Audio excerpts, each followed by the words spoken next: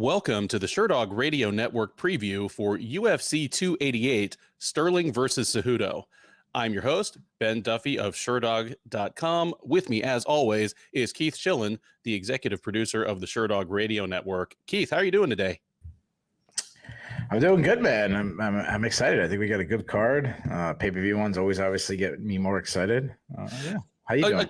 I'm doing really well. We just got finished. Obviously, you weren't there, but I got finished with Adam less than 24 hours ago talking about the UFC Vegas 72 card, which was not a great card on paper. And then it got shot full of holes, even on fight week, with people missing weight and stuff falling off. So this is a bit refreshing. It's a pay-per-view. It's we'll talk about the overall quality of it, but I think it's extremely solid and always interesting when we have one of these on the road, away from T-Mobile Center in Vegas, because then you get more of the regional interest. This is going to be Aljamain Sterling, who is from New York State, fighting at the Prudential Center in New Jersey, tri-state area.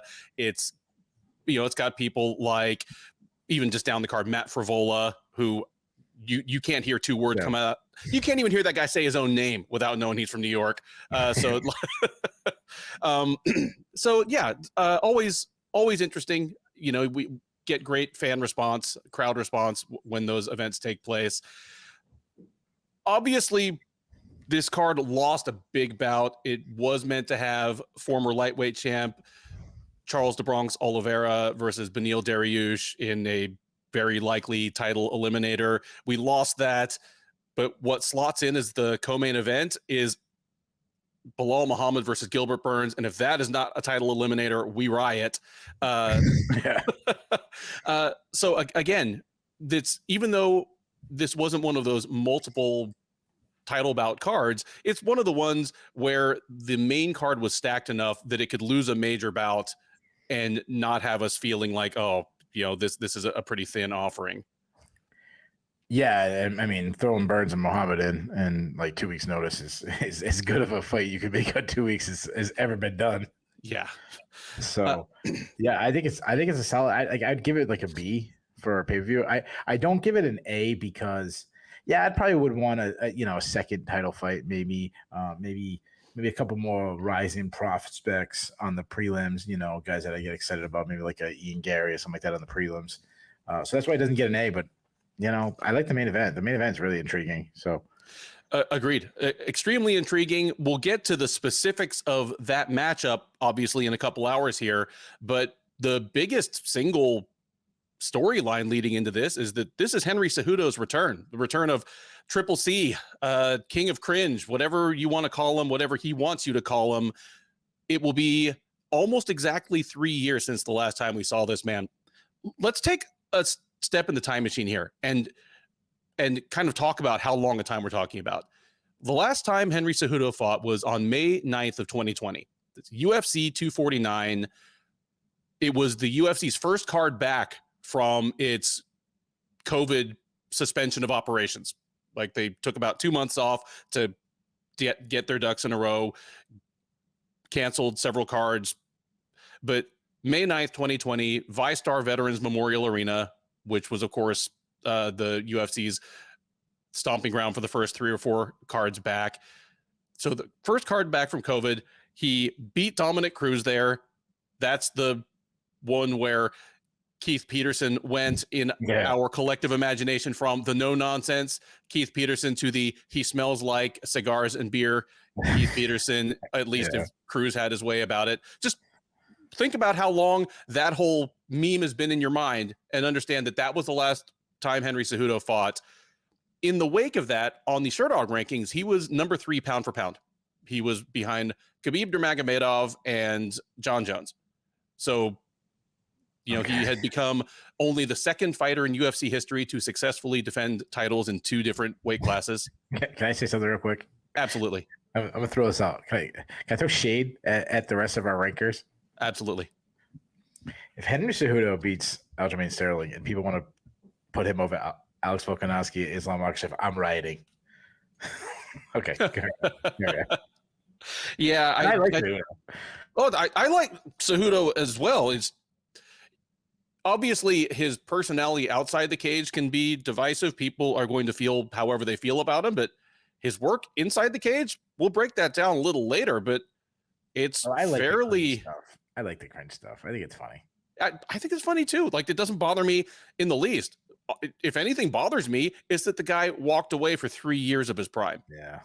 Like, John Jones in total, in aggregate, wasted at least 3 years of his prime, but it wasn't on purpose. Like, he just did dumb shit over and over again.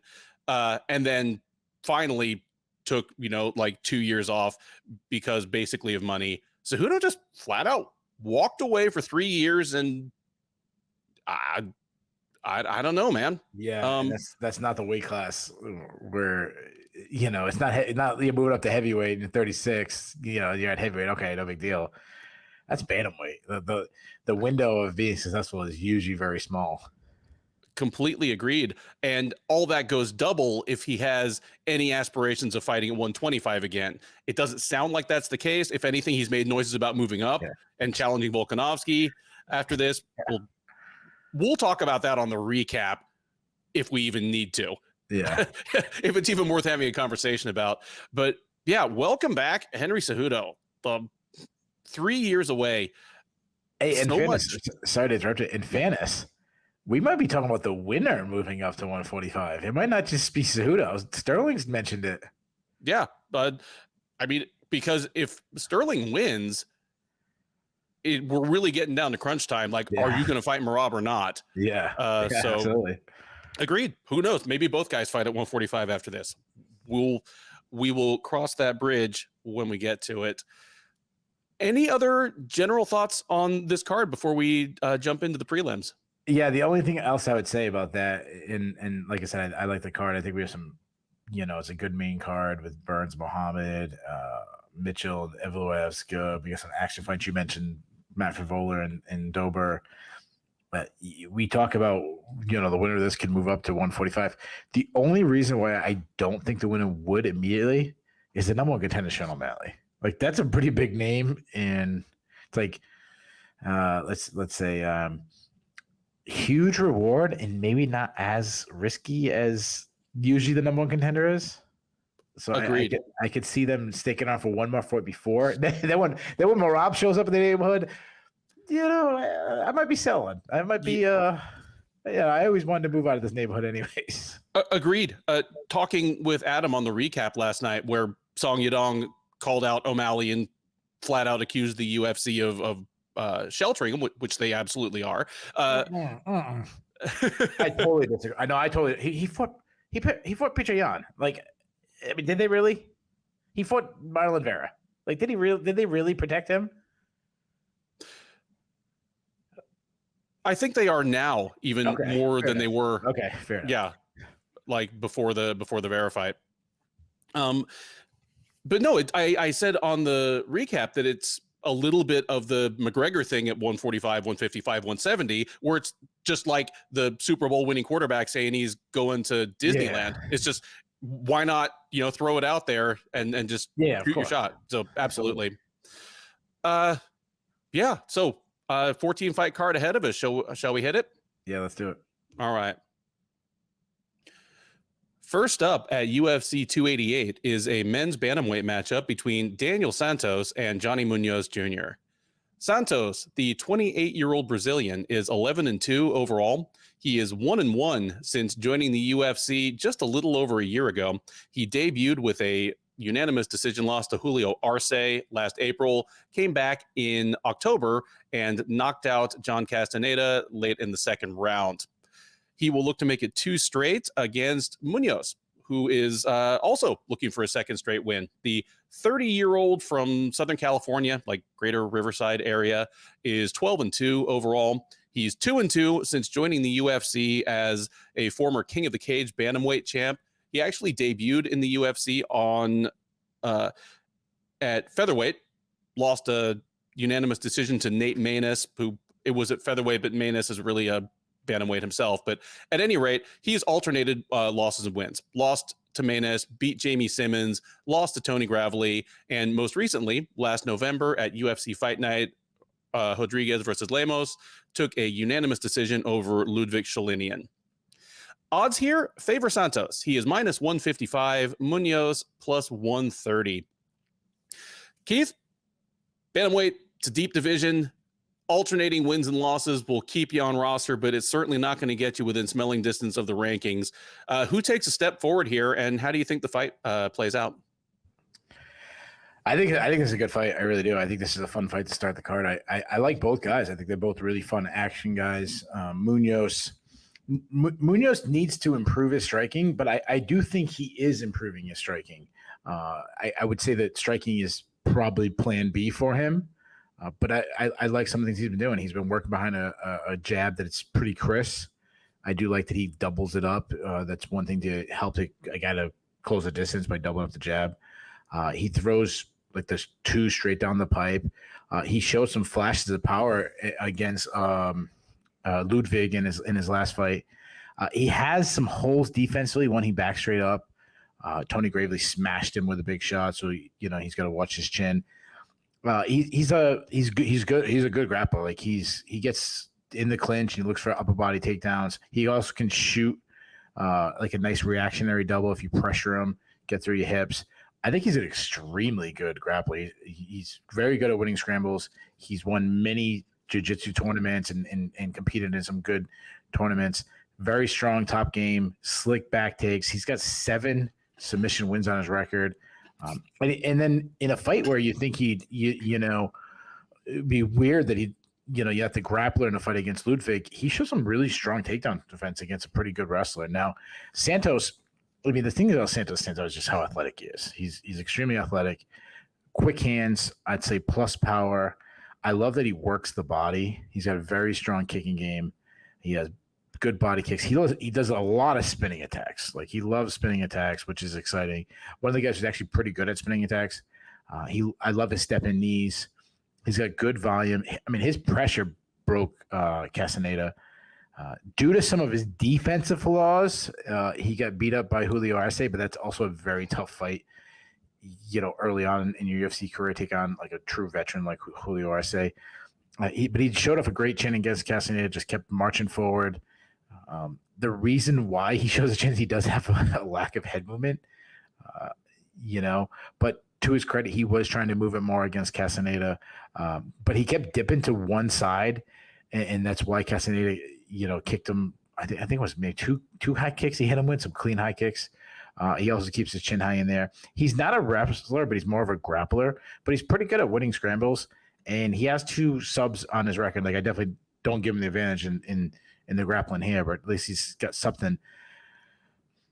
Yeah, like I said, I think this is going to be a really fun fight. Starting the card off at bantamweight, it's always a good idea. The only thing that would be better if it was a flyweight fight to start the evening. I'm going to go with Munoz. I'm going to go with a slight upset. I think he's improved on his feet, though I do favor Santos there, but I still think he should have a huge advantage on the ground. I think he wins some scrambles. I think he eventually locks in a submission too. I'm going to say Munoz gets a submission. Give me Munoz by second round sub. All right. I like the breakdown there. I think I might not be as high on Munoz's ground game. It looked spectacular at the King of the Cage level, and it has looked spectacular in bursts in the UFC. Like he looked fantastic. He overwhelmed Jamie Simmons on the ground. But then against Nate Maness, he was getting takedowns, but really struggling to do much with it once he had him down there. Like he basically Maness is a big dude though. Maness is a big dude, and that may have been part of it. Didn't he go down in weight class after that too, which is really crazy? Maness went down to bantamweight, and he's even fought at flyweight since then, which is wild. Because that's what I was saying. Like, he went down there, which is crazy. Yeah. Anyway, sorry to interrupt you. No, that's. I feel bad. We're only on the first fight, and I've interrupted you like 12 times already. But the guy who's doing the shots is like, all right, I'm dying after this card. But the liver screaming like just watch Ian Parker's show. It's 10 minutes long. Shout out to my boy Ian Parker. We love you, Ian. One of the best dudes in the industry. Good. Against Maness, he would get the takedowns, but struggled to do more than just enough not to get stood up.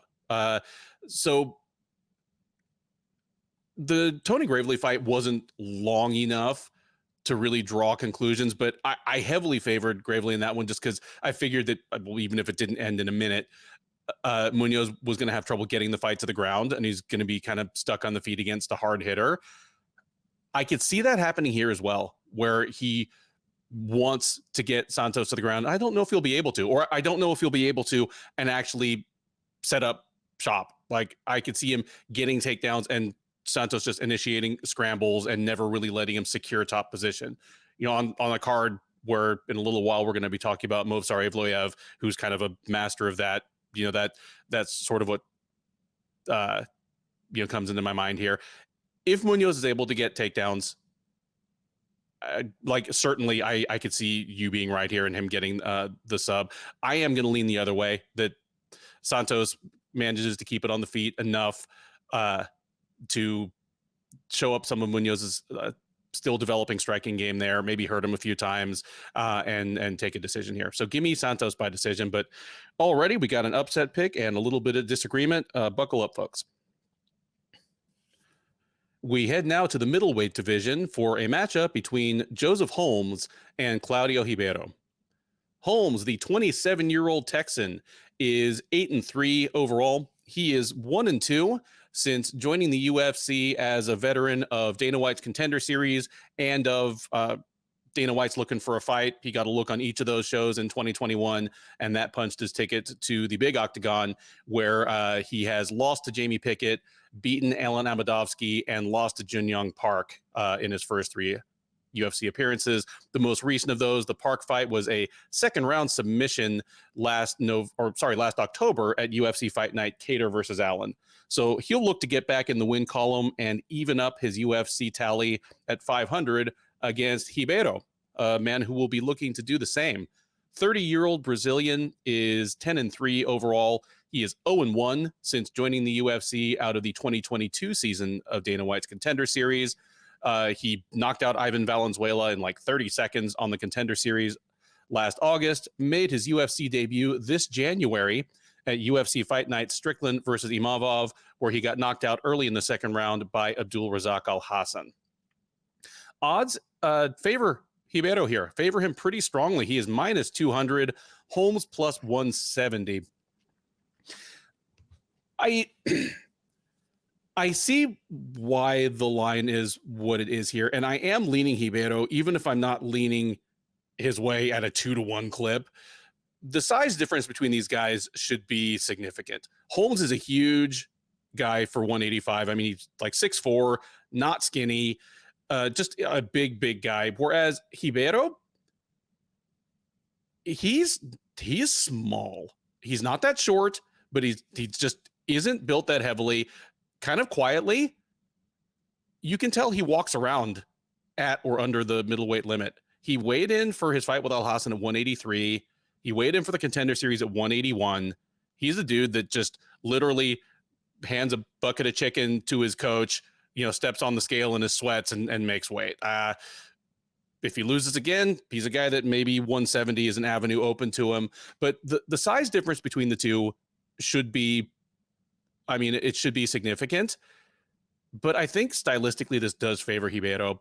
Holmes, at least at the UFC level, he's a tall, rangy guy. Obviously, just his physicality presents certain matchup problems. He uses lots of kicks, but his specialty, what really buttered his bread on the regional level and what he still clearly wants to do at the UFC level, is he has a scramble heavy grappling game where he's used to being able to use his long limbs to, secure back control, secure body triangles, get chokes from weird angles. That's what he wants to do. And it's not always worked out for him at the UFC level. Like, losing to Jun Young Park, there's no shame in that. You and I both think Park is very improved and slightly underrated, but he almost got tapped out in the first round by Park, and he did get tapped out in the second round. And it was just a case of Park not falling for any of the smoke and mirrors, being pretty big and strong, positionally sound, and just catching Holmes in the middle of doing ill-advised things. Like the kind of stuff that Holmes made work at the LFA XKO level didn't work on Jun Young Park. And I think that kind of, unless he retools his game, kind of shows Holmes' ceiling against top-level competition. Ribeiro, he's a brawler. He's not a huge guy, but he comes forward, throws good low kicks, hard low kicks, and just one of those blessed few that that knows he has a good low kick, and because of that, he's actually willing to throw it a lot, especially early in the fight. And if you throw 6 or 8 of those in the first round, that can benefit you on its own, or even if it trails off later in the fight, it's changed your opponent's approach to the fight. I think that should all be stuff open to him. Like, I think he'll be able to land those kicks on Holmes. I think a few of those will hamper Holmes's movement, maybe leave him open to just clipping Holmes with with an overhand. He throws lots of them. He's kind of a weighed in behind wild hooks guy, and Holmes is the kind of fighter that you and I talked on last week's preview, Adam and I talked about on the recap, where there's a certain type of tall fighter that just doesn't, like, they have their chin high in the air and they move straight back on the center line. It's like they think they're so tall that nobody can reach them. And, from Stefan Struve on down to like Charles Johnson, the 5'9" flyweight, they can reach you. And those guys always seem to get clipped with head kicks and overhands. I expect that Ribeiro is going to be able to do that. Give me Ribeiro to knock Holmes out. I'm going to say he gets it done in the first round. Holmes, I think, is porous enough on the feet.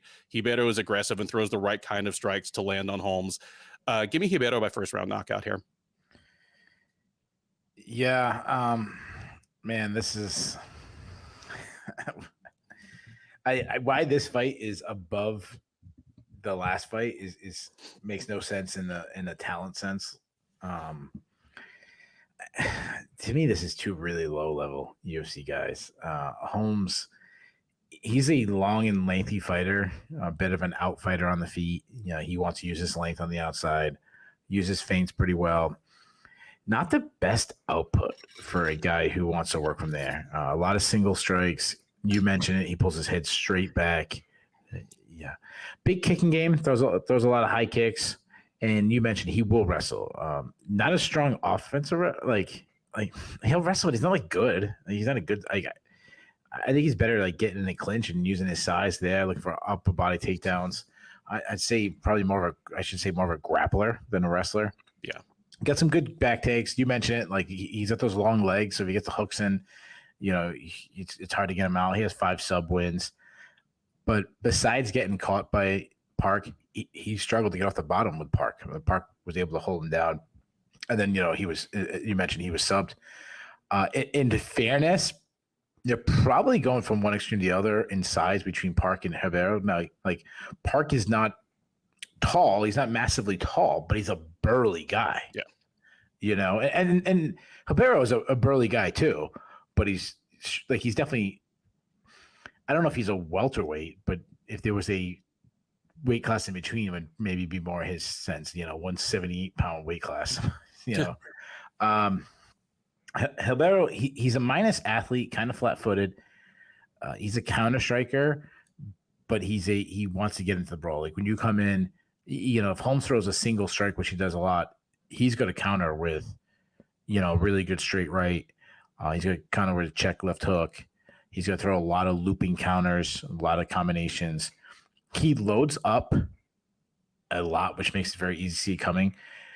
Though I do think he makes up for it, but just continue to come. He has some pop for a guy who's undersized. He's got 9 KOs. He's got 8 KOs in the first round. He actually has the power to land when, light land power shots when backing up, which is a rare thing. He does keep his chin too high in the air, which seems to be a little theme on this card. He also pulls his head straight back, and he drops his hands. He holds his hands out really far, which is not good for a guy who's going to be giving up range to Holmes. He's been cracked a lot.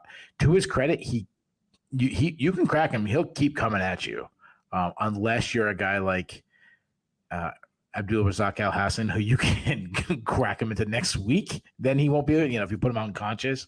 But he's got a toughness. He's coming. You mentioned the calf kicks. I'll say this: he's got very powerful calf kicks. My one concern is he throws naked, calf kicks. He doesn't really set it up.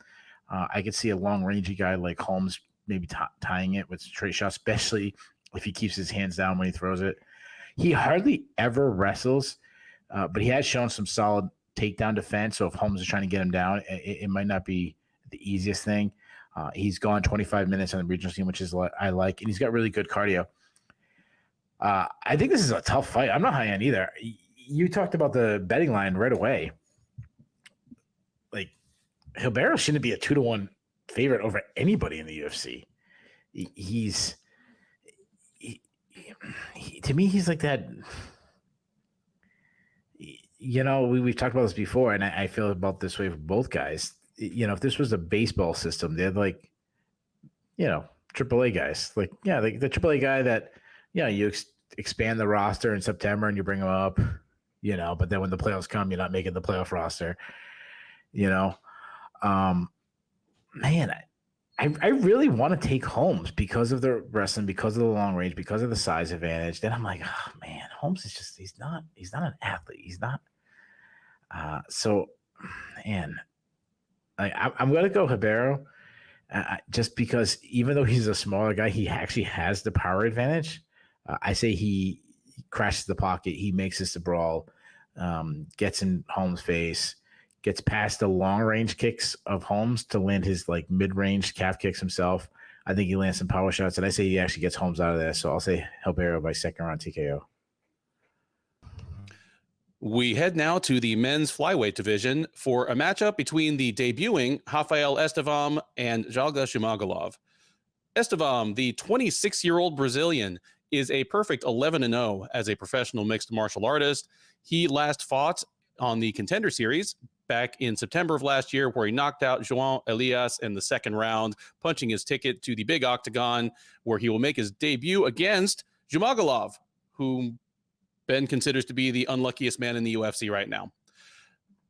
Zhumagulov, the 34-year-old from Kazakhstan, is 14-8 overall. He is 1-5 since joining the UFC as the outgoing, or sorry, at least as a former Fight Night's global flyweight champ. No, he was the reigning flyweight champ. Yeah. So he was the outgoing Fight Night's global flyweight champ, joined the UFC, and he has gone 1-5 since then.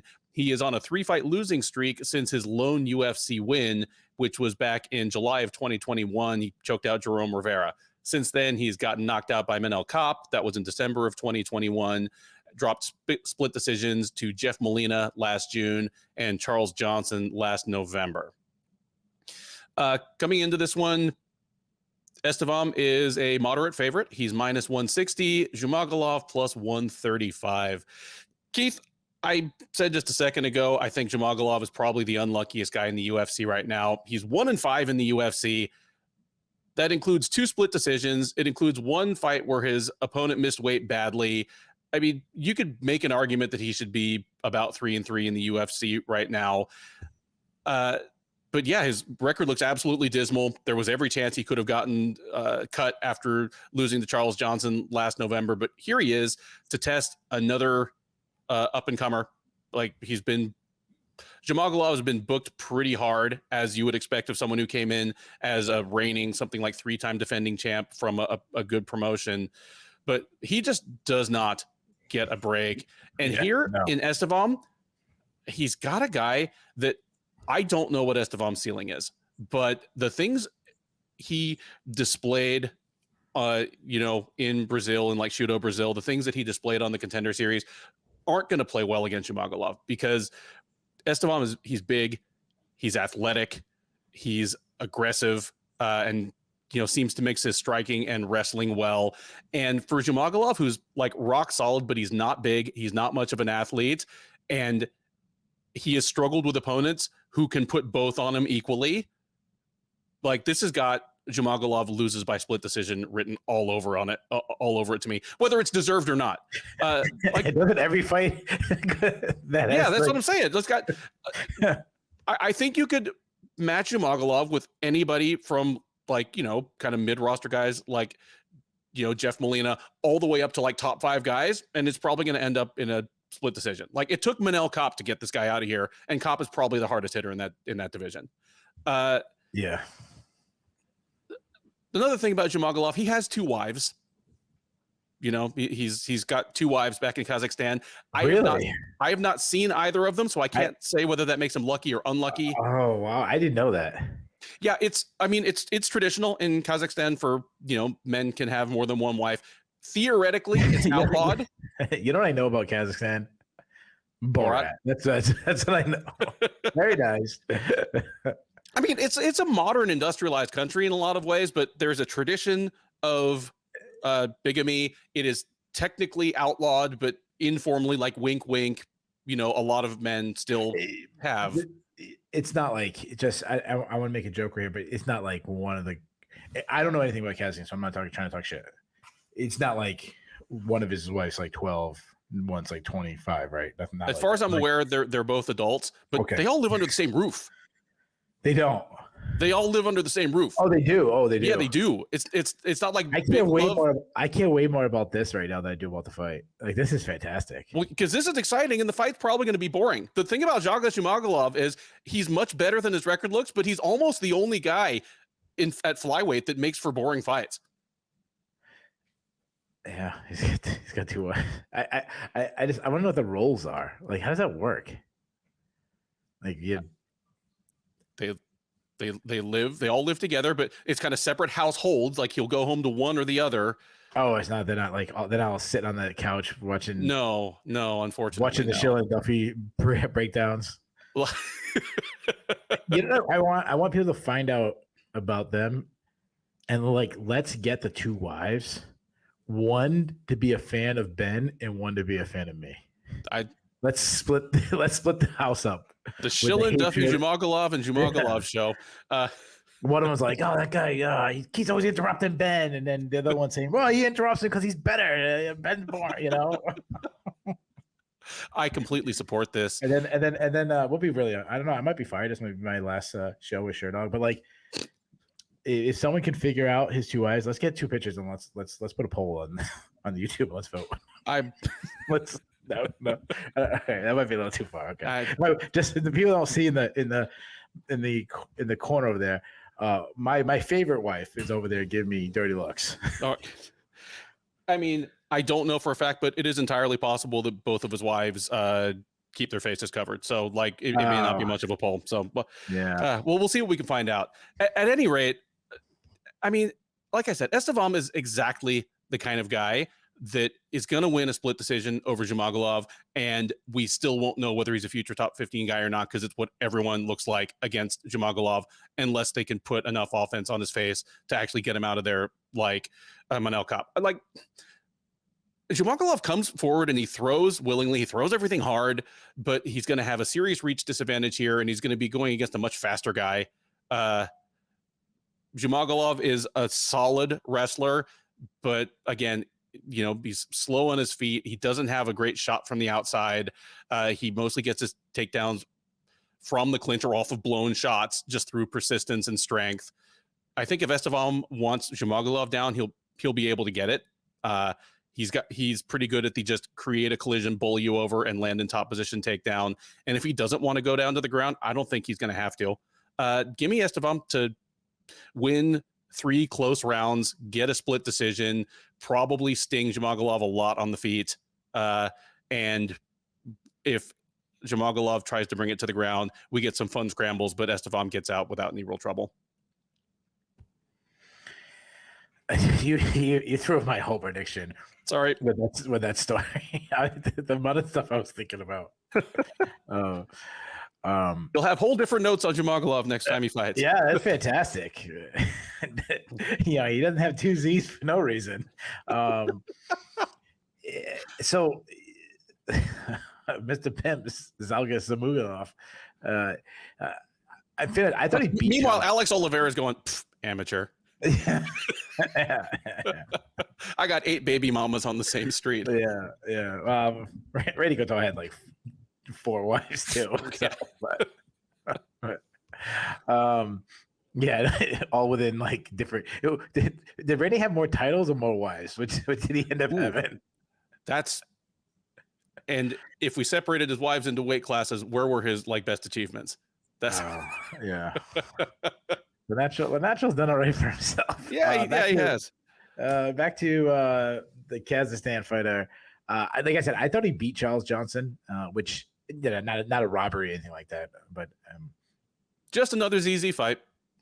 Yeah, I thought he beat him. And then if you mentioned he's 1-5, you said he could be 3-3. I think he could be 4-2 because both his last 2 fights were split decision. He could have went his way. And then a lot of people thought that the Highland Paiva fight should have went his way. And Paiva blew weight by 4 pounds. That's a lot for a flyweight. And he's moved up and been very competitive in a weight class above it since. So you'd be much different being sitting 4-2 instead of 1-5. But those are the breaks. You probably have 3 wives now. So yeah, I'm all flustered. So he's a southpaw who has really good volume. He's a pressure fighter. He marches down his foe, attacks with combos. This is all the stuff on the feet. I know what you're saying about it being boring when he gets to the clinch. He does a lot of clinching, but this is what he's fighting from distance. Yeah, throws a lot of hard hooks. His left hook being his best strike, and then it gets to he's either being really entertaining with that, or he gets in the clinch and he just grinds. He's not a great wrestler, more of a grinder. Yeah, he'll get a few takedowns, but he has the cardio that he can do that grindy, close, wear on you game the entire 15 minutes. Now, Estevam, I feel very similar to what you feel about him. I got a lot of questions mark about the guy because when I watch him, I'm not wowed. Like, wow, look what he did. But then I'm like, oh, he's got a good record. He's got like good finish rate. Like he's, beating some, he's not beating tomato cans. You look at the guy's record. So he's a pressure striker that is his boxing. It's a bit of a wild man. Like he springs into it, like springs forward, like almost bounces off his back foot towards his opponent. He drops his hands and just kind of wings punches. He's got a good kicking game. He throws I watched one fight where he threw teep kicks, and I think it was like just dropped his hand and just threw like 8 teep kicks in a row. The guy didn't like block any of them. He has eaten a lot of tough shots despite being undefeated. Like he's been dropped and he's been hurt. He can wrestle. He's got good entries, good at winning scrambles, good top control, mean ground and pound. He showed strong submission defense on the Contender Series matchup. He's 1-5, but I'm gonna say he becomes 2-5. I'm gonna go with the upset. I'm gonna go with the guy with 2 wives. I think he might be better than Estevam everywhere. I think he has a better striking technique on the feet. I think he hits harder. I think he's Estevam is a good wrestler. Like it is hard to out wrestle. I struggle with I always struggle with his name. Zhumagulov. Yeah. I think he beats Estevam for 15 minutes, and he finally gets a close decision. I say get his hand raised. Give me. I'll take an upset. I'll take Zhumagulov. Hey, there we go. He gets it. Maybe it's a fight of the night. He gets an extra 50K, and with that, it's a nest egg. He can pick up a 3rd wife. Maybe he pulls Maria Agapova, who's from his same country. Like. I hope he just like thanks just one of his wives.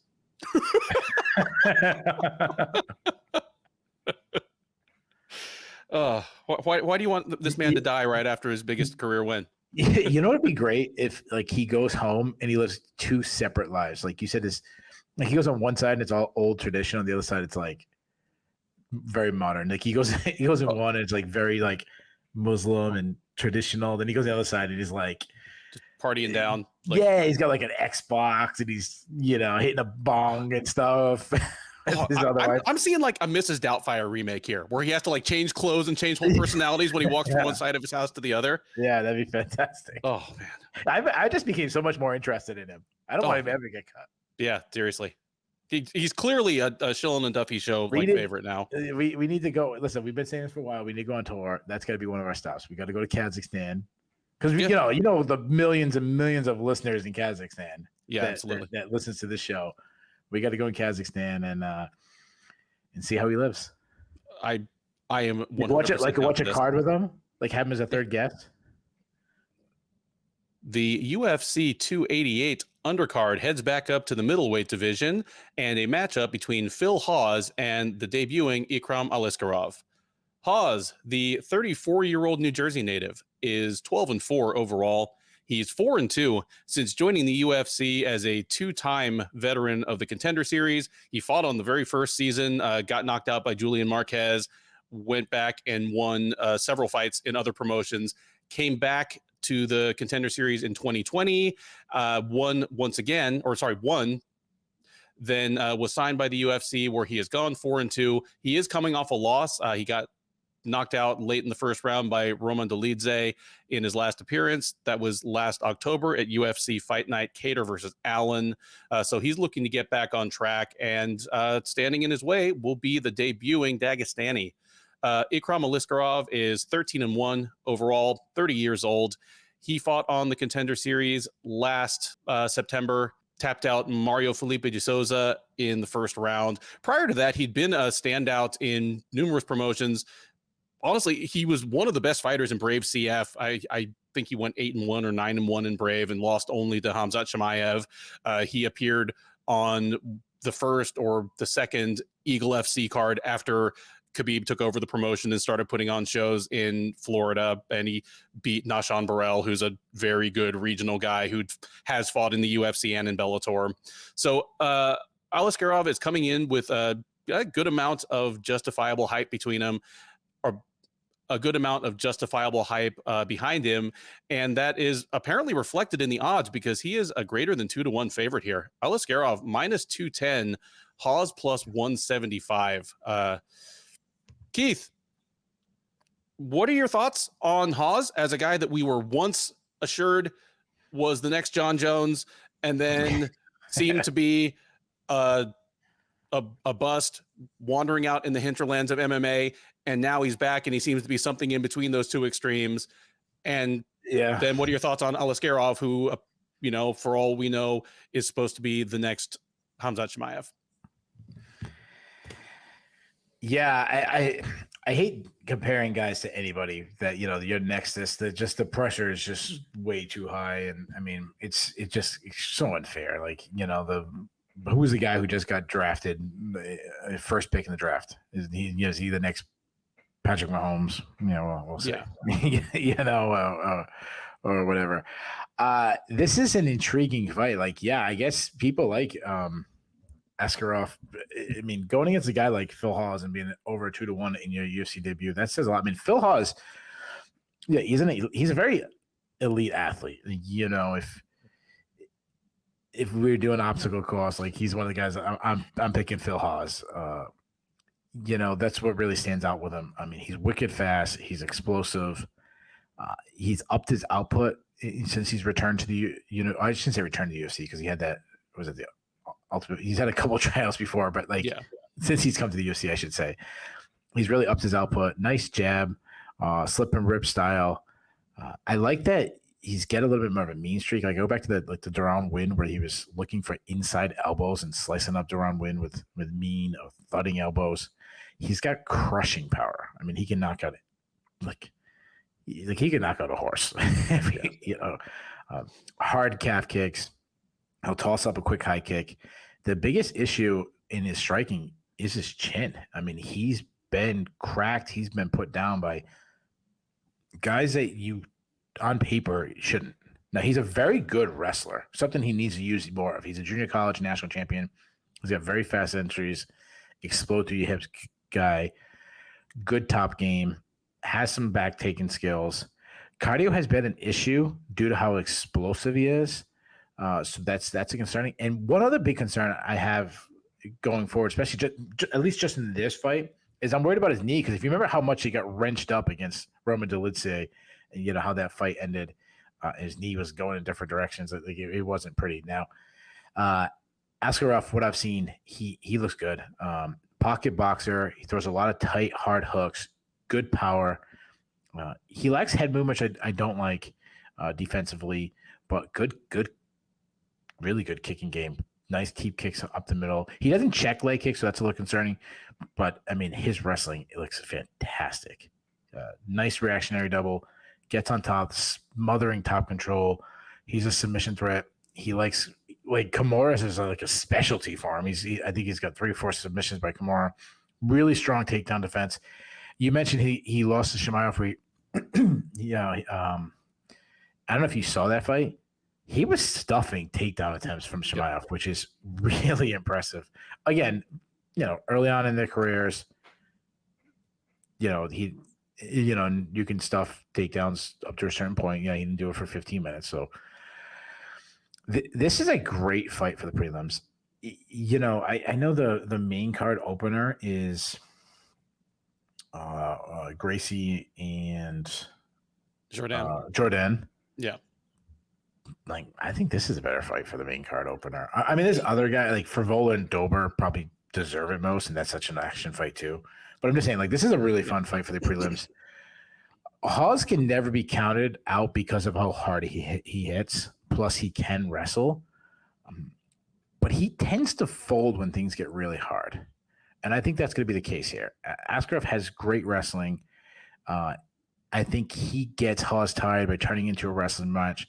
Not many people can out-wrestle Hawes, but I think Aliskerov is one of them. I think he gets Hawes tired, and I think he submits him. I say Aliskerov submits him in the second round. I think you're probably right, which is why I'm going to just, go out on a limb here and make a complete ass of myself by picking something different. Because I don't know if Aliskerov, I believe he can absolutely out-wrestle Hawes if and when Hawes gets tired. Like, if he spends the first round just kind of making Hawes sprawl, making Hawes wear his weight, making Hawes fight him off in the clinch, Hawes gets tired, I think by the second round he's going to be ragdolling him, and I think you're probably right. He's going to get a submission. You mentioned he's got a great Kimura, and not only does he have a couple of wins by Kimura on his record, he has a couple where he used that as the springboard to then take an armbar or, sweep, take somebody's back. And so the submission goes down to something else, but it all ran off of, that the arm lock. So I think there's every chance you're right here, but for the first round, I think it's going to be danger zone for Aliskerov. Hawes is a fantastic wrestler. You mentioned pound for pound, he's one of the hardest hitters in the sport, and he's one of the hardest hitters in the sport regardless of weight. He's got that prime Melvin Manouf thing where, he's a middleweight, and he's even kind of a more compact one that's all muscle, but just everything coils like a spring, and he's got those elephant gun knuckles that will just put anything down. I'm going to take the outside chance here because I think if Phil Hawes knows that you want to take him down and maybe that you need to take him down, that's going to play into what he wants. So I'm going to pick Hawes here to catch Aliskerov with something in the first round. Maybe he shucks off the first takedown, first or second takedown, catches him with one of those huge overhands and hurts him, finishes it. I have Hawes in the big upset here by first round KO. But if we get to the end of the first round, you are so right. The UFC 288 prelims head up to the heavyweight division for the lone heavyweight fight on the card. The debut of Braxton, the beautiful monster Smith, against Parker Porter. Smith, the Texan. If you're looking at the screen right now, you see that we do not have his age listed. That's because I have not been able to pin down his exact date of birth, but he's 33 or 34. At any rate, the 33, 34-year-old Texan is 5-1 overall. This will be his UFC debut. He fought most recently back in March at Peak Fighting 27, knocking out Ja'Cory Savage in the first round. It was his second sub 1 minute knockout of poor Mr. Savage, but that was apparently enough to get him the call up from the octagon or to the octagon, where he'll face Porter. Porter, 38-year-old from Connecticut, is 12-8 overall. He is an even 3-3 since joining the UFC back in 2020, just right in the wake of the COVID layoff. He is on a 2-fight losing streak.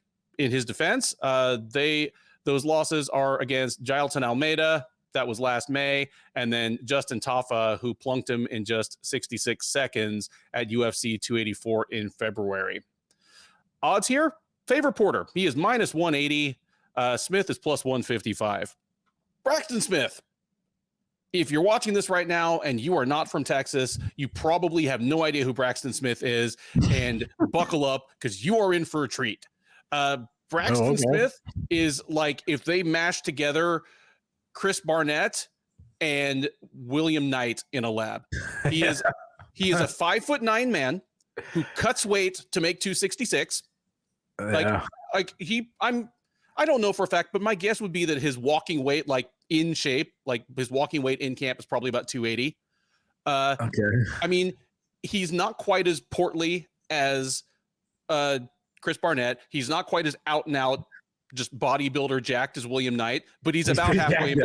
But no, he's pretty jacked. That's what I'm saying. He is jacked and just a little softer around the middle, and he's shorter than Knight, dude. He's 5'9". Okay, wow. He is a boxer. Brawler, really. I mean, he will try a few kicks, but they're not very effective because they're ugly. He's got those Arena Alexieva legs where, you know, he's built like Gumby. Like he's got more upper body than lower body, and his whole body is short for a heavyweight. He hits with a ton of power, as you would expect of a 280-pound man swinging as hard as he can. His arms and deltoids, all the things that are bringing the actual weight to the end of his knuckles when he punches are so huge. I mean, I know he has some actual boxing matches. I wasn't able to find any of his actual boxing matches, but I know he has some. But as a boxer in MMA, he's mostly just a swing hard brawler. He is counted on his power and his chin to carry him through. There's not a whole lot of niftiness to him. He has a loss to Chase Sherman on his record. As much as I am tempted to go down that trail and make endless fun of that, it was a one-off thing a long, long time ago. He came back to MMA last year and he's racked up 5 first-round knockouts in 12 months, kind of taken the Texas regional scene by storm. He's doing it in peak fighting, which they're probably Texas's third best promotion, you know, like not bad, but he's a regional heavyweight that's going to come in and swing hard. I think Porter is better than him everywhere except in one punch power. If Porter isn't dumb, I think he will be able to chip at him with leg kicks and do the all the way out, all the way in thing. I mean, I'm saying that in very relative terms since Porter's kind of a stumpy heavyweight himself, but all the way out, all the way in, where either he's able to, you know, use his kicks, keep his hands up, you know, and when Smith tries to crash the pocket, force the clinch, he's going to be the taller man in the clinch. He's probably going to be the heavier man overall, because I'm sure Porter walks around at over 265 as well. Unless he gets caught with something in the first round, I think this is Porter's fight to win. I have no idea what Smith's gas tank looks like because he's never been past the midway point of the first round of a fight. But given how hard he swings and how aggressive he is and how he's built, I'm going to assume his gas tank is terrible and Porter's is actually decent. So give me Porter by second round TKO here. But if Smith lamps him in 40 seconds, that's heavyweight MMA for you. And that just means we get the Braxton Smith show at least 2 more times in the octagon. That isn't a bad thing either. But this is a huge step down from the people Porter's been fighting. I mean, Jailton Almeida might be a future champ. And Justin Tafa is at least one of the best of that kind of brawling heavyweight who seems to be turning a corner. You know, he's taken a step above the Porters and Jared Van Deres of the world. To go from those guys to Braxton Smith, this should be a walk in the park for Porter if he fights smart. And conversely, for Smith to be stepping up from the people he's been knocking out in Austin to what he's getting in Porter is going to be shocking. So fun while it lasts, but give me Porter in a pretty dominant performance here. Yeah. You said should be a walk in the park for Porter. Have you ever seen Porter's body? A walk in the park might not be that easy. That's not easy. a scooter ride in the park. Yeah, like I love me making fat jokes of it. Yeah, I mean, Parker Porter, we broke this guy down a lot. He's a massive dude, a very poor athlete, very slow. Just marches down his opponents with very basic striking game. He attacks with combinations. He can get a little wild. He loves throwing the same overhand right. He does have power, but he showed terrible strategy against Justin Tafel, just kind of ducking and swinging against a better striker. He can grind in the clinch, has some hard leg kicks, doesn't move his head, which I don't like. He also kind of awkwardly dips to one side. He's got to get caught with that. I mentioned that a bunch of times. He will occasionally look for a takedown, which I do like. And one thing I want to mention, one thing another Parker Porter does that's wrong is if he gets tagged, he likes to just bite down his mouthpiece and try to like tie it up. You know what I mean? If you keep keeping score. He's gotten takedowns against guys like Chase Sherman and Alan Baudet, which, not saying a lot, but not the greatest guy on the ground. But one concern about him, he's been in this game for a long time. He's been cracked a lot. So I'm definitely worried about his chin. Braxton Smith, being 33 years old, making a UFC debut is not the most troublesome at heavyweight. I'm more concerned with the guys he's faced. I mean, you look at the records; it's not good. You say, by the eyeball test, the people he's beaten are not good fighters. They're not. No, he does have huge power. I mean, you mentioned he's a jack dude. He's got 5 straight first round knockouts. But if you watch it, like he's the guy, where it says, stats don't lie. Well, no, you have to do film study. It's much different than when you look at his record. You're like, oh, wow. I mean, he's wild. He just loads up on everything. He just ducks and throws. When I was watching him, I said, he reminds me of? Like, he reminds me of a linebacker in like preseason getting in a fight with, the fullback.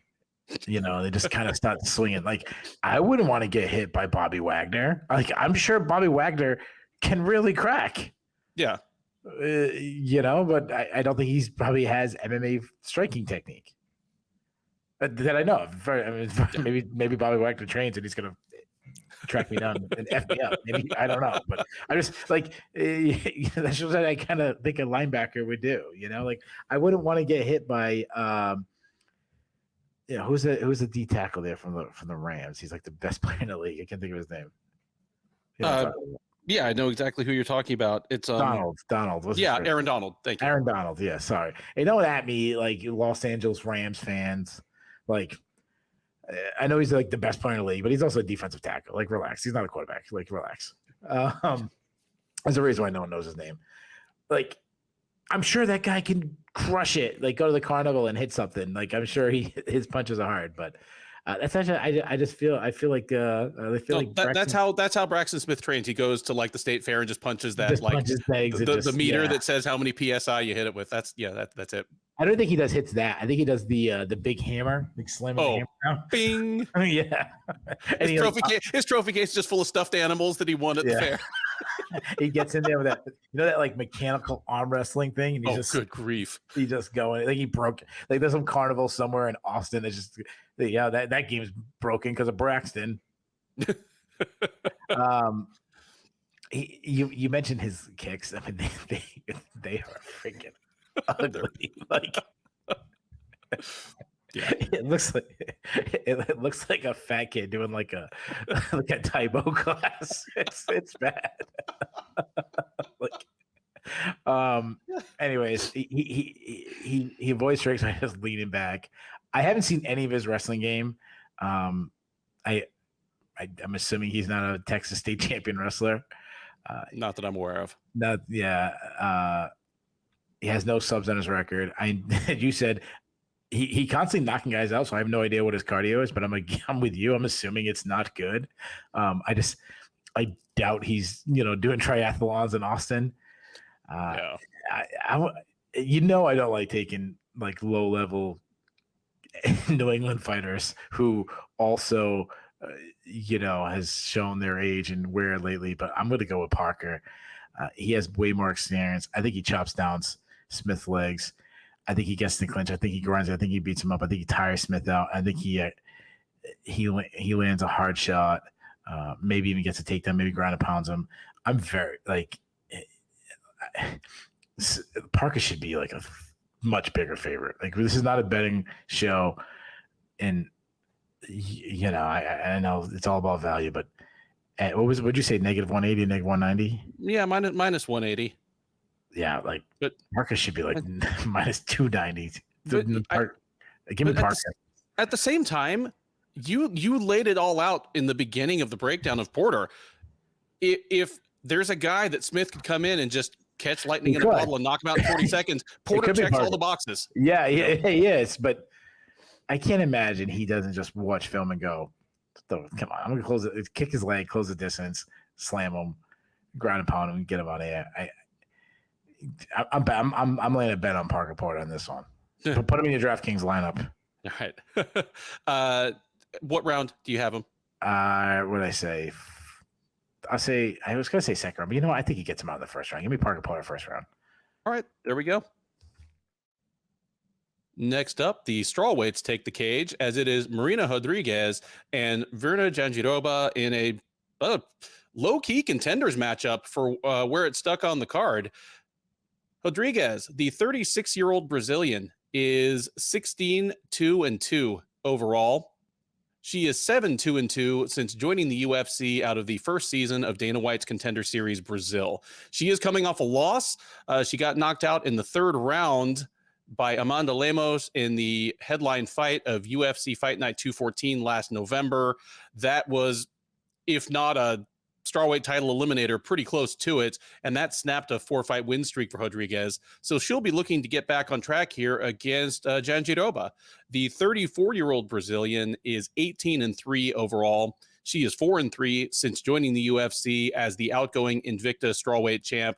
She has alternated wins and losses over her last 5 fights. She's coming off a win over Angela Hill last May at UFC on ESPN, Blachowicz versus Rakic. Prior to that, she lost a unanimous decision to Amanda Ribas. So she's another one that's kind of bouncing around the lower ranges or the outskirts of the top 10. Both of these women looking to reaffirm themselves as present or future title contenders. Rodriguez, just the slightest of favorites to do so. She's minus 130. Jandiroba available plus 110. Keith, this is about as much of a contrast of styles as you can get in modern top 15 MMA. Yeah. I mean, we have the tall, lanky striker, the short, compact grappler, pretty close on the odds. Give me your impressions of this fight and who you think gets it done. Yeah. We talked about earlier about prelim fight being on the main card. Like, I'm sorry that I just glazed over this fight, because this is actually the obvious choice. You know, high-ranked fighters, someone like Marina Rodriguez, who's been in main events recently, you know, and Jandiroba's not.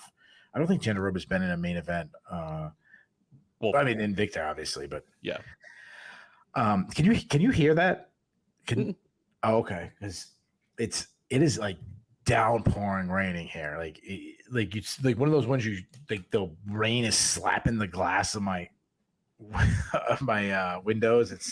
It sounds like that, like in the horror movies, the way the rain is coming, and like any second now the lights are gonna go out, and for some reason I have to go to the basement to get the candles, but that's where Jason is gonna be, you know.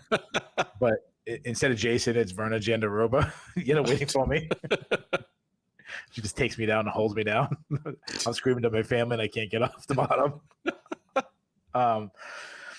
Yeah, this is a good one. I mean, and honestly, both fighters really have their back against the wall in this sense.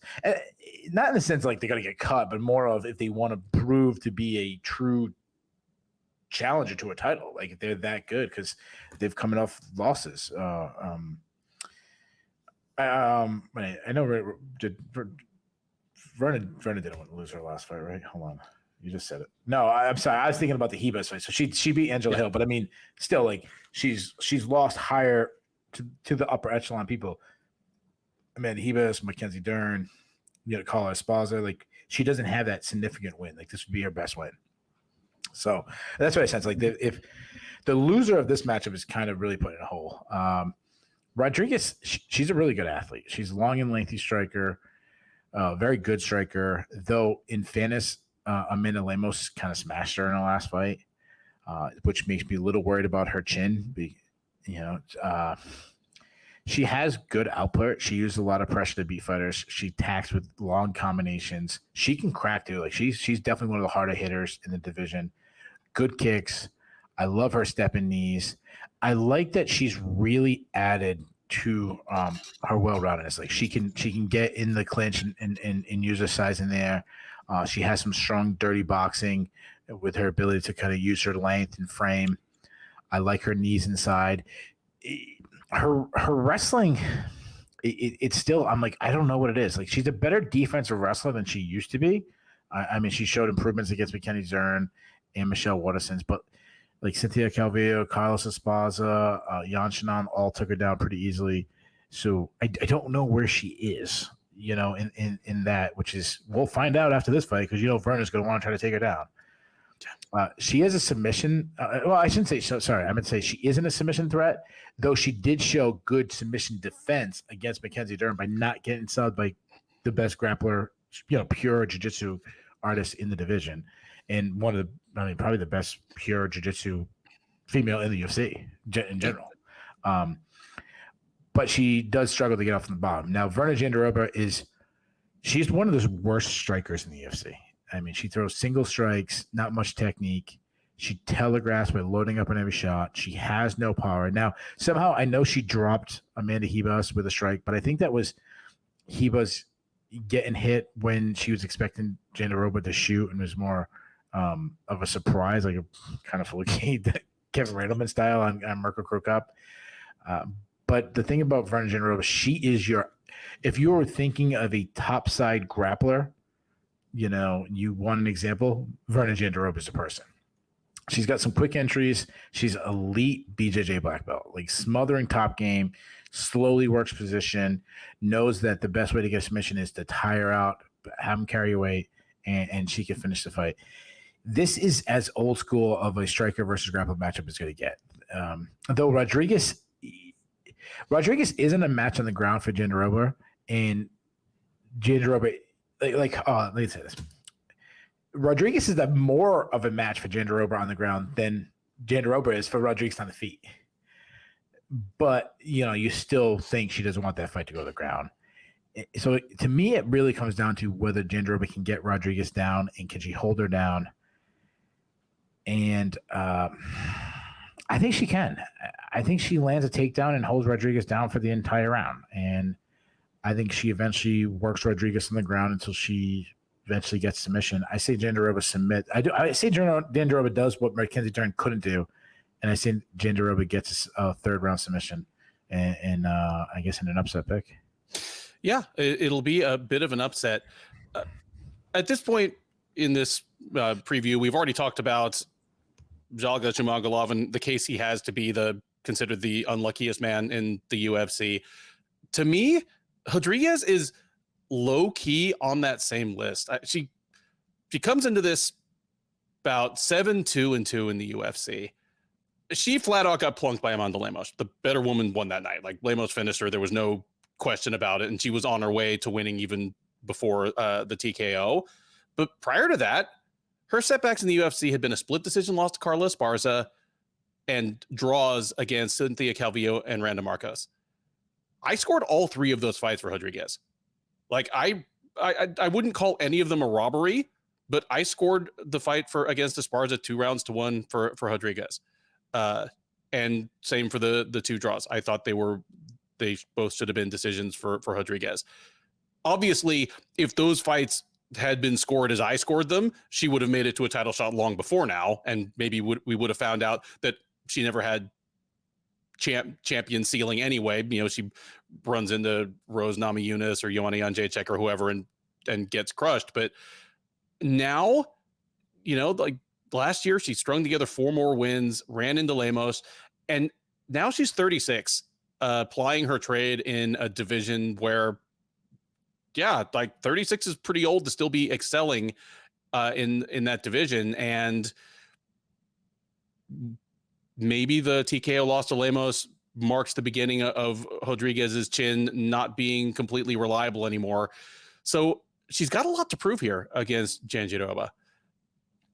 For the longest time, I kind of thought of Rodriguez as the poor woman's Joanna Jędrzejczyk, like the tall, lanky Muay Thai practitioner who started out being a very good out fighter in Muay Thai and ended up adding tools to be a good in fighter and being able to punish people in the clinch at close range, punish people for trying to crash the pocket against her. Like, she does a lot of the same things broadly that Jędrzejczyk does, just not quite at the same level. But, you know, calling you the poor woman's version of maybe the best fighter ever in that division isn't a bad thing.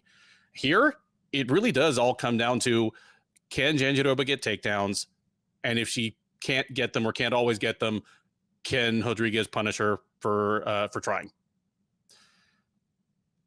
She is a slight favorite here. Sentimentally, I'd like to see her win. Just, you know, she's the older fighter. She's one that I think has already been a little bit shortchanged by fate. I'd love to see her make it into the title picture before it's too late. But I'm with you here. I'm going with the slight upset. Jandiroba has gotten better and better at taking care of herself on the feet. And I think, if not early on, at least by the later rounds, she'll be able to get Rodriguez down and do work from there. I don't see a finish by either woman here, but give me Jandiroba to win the second and third rounds and just righteously win a decision over her. We head now to the welterweight division for a matchup between Kalinn Chaos Williams and the debuting Rolando Bedoya. Williams, the 29-year-old Michigan native, is 13-3 overall. He's 4-2 since joining the UFC as a short notice injury replacement early in 2020. He did lose his last time out. It was a split decision against Randy Brown at UFC 274, almost exactly a year ago. Prior to that, he had notched back-to-back wins over Matthew Semmelsberger and Miguel Baeza. He will look to get back in the win column against Bedoya. The 26-year-old Peruvian is 13-1 overall. He is joining the UFC. This will be his first appearance. He is the outgoing Fusion Fighting Championship welterweight champ. For those unfamiliar, FFC is probably, I mean, it might be Peru's best promotion right now. Either that or Inca Fighting Championship, but they're 1-1A. And he's on a 10-fight win streak overall.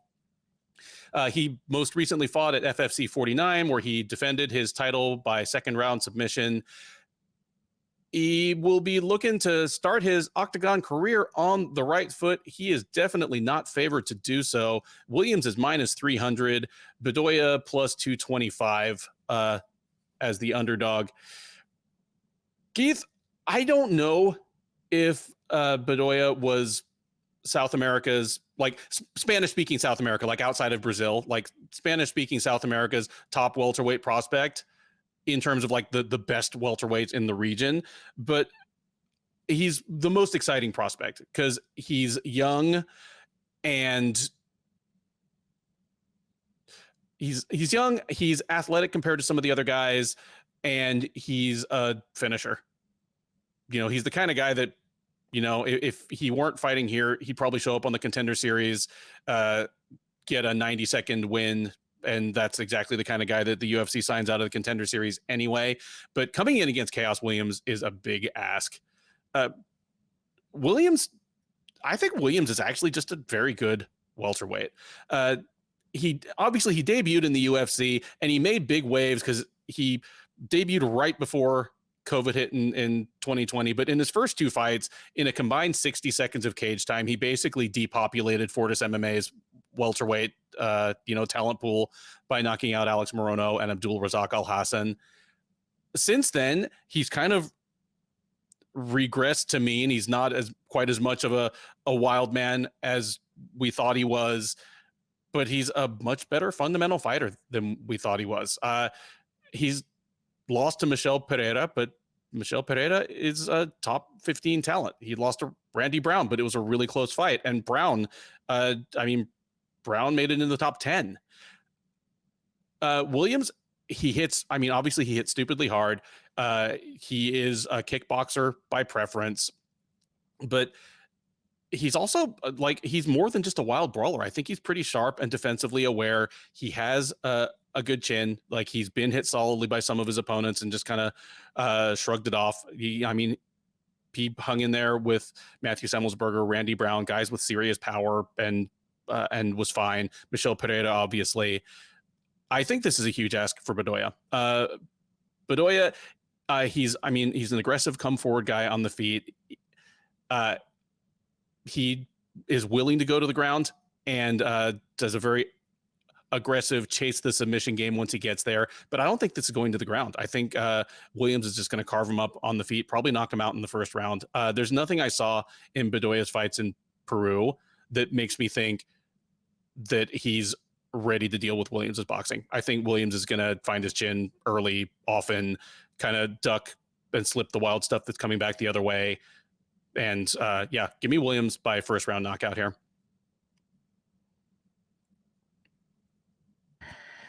Yeah, this is a tough debut taking on Chaos Williams in your first fight in the UFC. Chaos, he's a guy that, like, his technical skills, I agree with you, say he's more technical, but when you're like taking notes on him, there's not that much to say. Like, he presses the action. He hates being pressured back. Like, that's what was the difference in the Randy Brown fight. Like, Randy Brown really, the second and third round, took over with his volume. But Chaos, I mean, he has huge power, big power and strikes. He's one of the hardest hitters in the division. I mean, even a guy who's, upper echelon welterweight in Randy Brown, he dropped him in the first round. Sorry, I said period. I watched a lot of the U.S. Open and wrestling this week. He does keep his chin a little high in the air, and he struggled with the length of Randy Brown. He has improved his head movement a little bit, which I like, and he's very durable. Like, he can take a shot, so he throws some really mean calf kicks, though sometimes they're awfully naked. He will wrestle a little bit. I wish he would wrestle more, and not in the sense of, like, as a fan, I don't, because he's such a hard hitter. But if I was a coach, I'd want to wrestle more because he's pretty good. He can sneak a takedown here and there. Now, Bedoya, he fights out of both stances. You mentioned it. He's got really good output, decent pop, though he's kind of wild. His striking is a little bit of a brawling. Good kicks. He likes deep kicks. Nice body kick. I like that he adds kicks into his combination. He dropped his last opponent with a kick, which was nice. But the big issue with him coming in the UFC is he's very hittable. He drops his hands. He keeps his chin high in the air. He backs up on the center line. He throws, like, he has good kicks, but he throws them naked, so he's open to counter. He will wrestle, but he needs to improve his control. But he does have 3 submission wins. I'm not very high in Bedoya with what I've seen. He's too hittable for my liking. I don't think Chaos Williams is a contender or anything like that, but he's a solid UFC fighter who has crushing power, and I think he either times like a naked leg kick or just times, if you come in brawling and Chaos just catches him. I think Chaos starches him in the first round. Give me Chaos by first round TKO. Next up at UFC 288 is a clash in the 205-pound division between Kennedy Zechekwu and Devin Clark. Zechekwu, the 30-year-old Nigerian by way of Dallas, is 11-3 overall. He is 5-3 since joining the UFC out of the second season of Dana White's Contender Series. He's on a 2-fight win streak, fought 3 times last year. He opened the year by dropping a split decision to Nick Negamarianu in March, then came back in July and TKO'd future inmate number whatever of New Jersey, Carl Roberson, at UFC on ESPN, Dos Santos versus Fiziev in July. Fought once more in November. He's not convicted yet, Ben. Come on. You know the law. Yeah. And then fought most recently in November, knocking out Ivan Kudalaba with a flying knee in the second round. So he's looking to make it 3 in a row in the UFC, maybe start to make good on the promise of his obvious upside. And in his way will be perpetual fringe contender Clark. The 33-year-old South Dakota native is 14-7 overall. He is 8-7 in the UFC.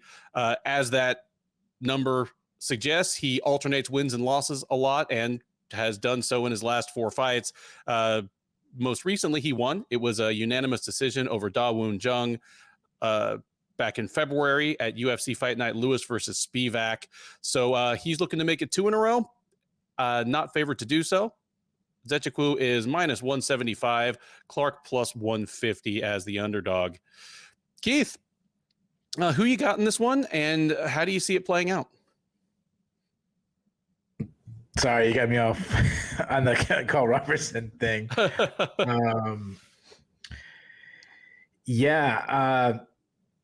was just thinking, like, Lee Murray steals $20 million and he gets like a documentary on Showtime. Like, what does 200,000 get you for Carl Robertson? Like you're not gonna be on Showtime, but like what, like the WB? Like, what's the is that still around? I don't know. One of those like free streaming ones where you have to like watch ads, like I don't know what's those, like, you know, I'm talking about, like the free ones. Yeah. Well, I mean, if he signs with Bellator, it gets him on Showtime Sports. Like, I don't know where it gets him. Yeah. Devin Clark is so inconsistent. It's hard to know. Like, one fight he looks fantastic, another fight he looks terrible. He's on the feet. He's a pocket boxer with, I'd say, plus power. I mean, he's a jacked dude. Like, he's not Braxton Smith jacked, but he's pretty jacked himself. But he's very hittable. He's been hurt a lot. I think of that Mirzakhanov was hurting him a lot. He's very physically strong. Like, if he gets a hold of his opponent in the clinch, I mean, he can slam him. He can grind on him. His plum clinch is very solid. I like his knees in clinch. He did really good against Alonzo Menafield with his knees. He's a good wrestler who knows his best avenue of victory is to wrestle. We saw that, you know, in his last match against Duan Jung. Like, he we saw his wrestling game. I like his reactionary double. He kind of backs away and then shoots when his opponent draws too close in. He's good at turning the corner using his head. Strong top game. But though he's been subbed a few times in the past, and he's gassed out on the pass, but in fairness, that wasn't the case against Dan Eun Jung. In Chuku, he's a massive dude. He can strike from either the outside or the inside. Like, he kind of wants to be outside or he wants to be all the way in. Long jab, likes that, like, Tim Means tall guy striking where he follows that jab into like the clinch area. Really upped his output against Carl Robertson and kind of beat him with pressure. Not a very hard hitter, which is really surprising for a guy his size. I hate his defense. He kind of pillars. He keeps his chin high in the air. He pulls it straight back, which makes him hittable. But he's pretty durable. Like, he hasn't been hurt that often. I like his kicking game. He's added a lot of teep kicks. I love his step in knees. Probably the best part of his game. Probably knees in general is probably the scariest thing in this game. He can get in the clinch. He can use his size to really frame and land those knees I was just talking about. He will wrestle, but I wouldn't call him a strong wrestler. But if he gets on top, he's got a good top game. I mean, he's very physically strong ground and pound. I mean, he landed some of the meanest elbows on top on Carl Robertson. Now, he's not much of a submission threat, and he isn't a strong defensive wrestler. That's because he doesn't have the background, but he can get back up to the feet. Like, I've kind of credited him with that Derek Lewis, where I'm just so big, I just kind of like post my hand up and get up. And he does have pretty good cardio. So this is a really tough fight to call. Like, I think this should be a pick'em. Because of Clark. He's so inconsistent. Like, one fight he looks like a world beater, the next fight, when he looks like a world beater when his wrestling's on point and so is his cardio, but the next fight he looked terrible. Like, he looked very hittable.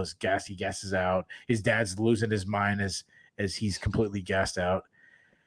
And Chukwu's bigger, but I still think Clark could easily turn this into a wrestling match. I'm really on the fence. I'm gonna go with Nchukwu.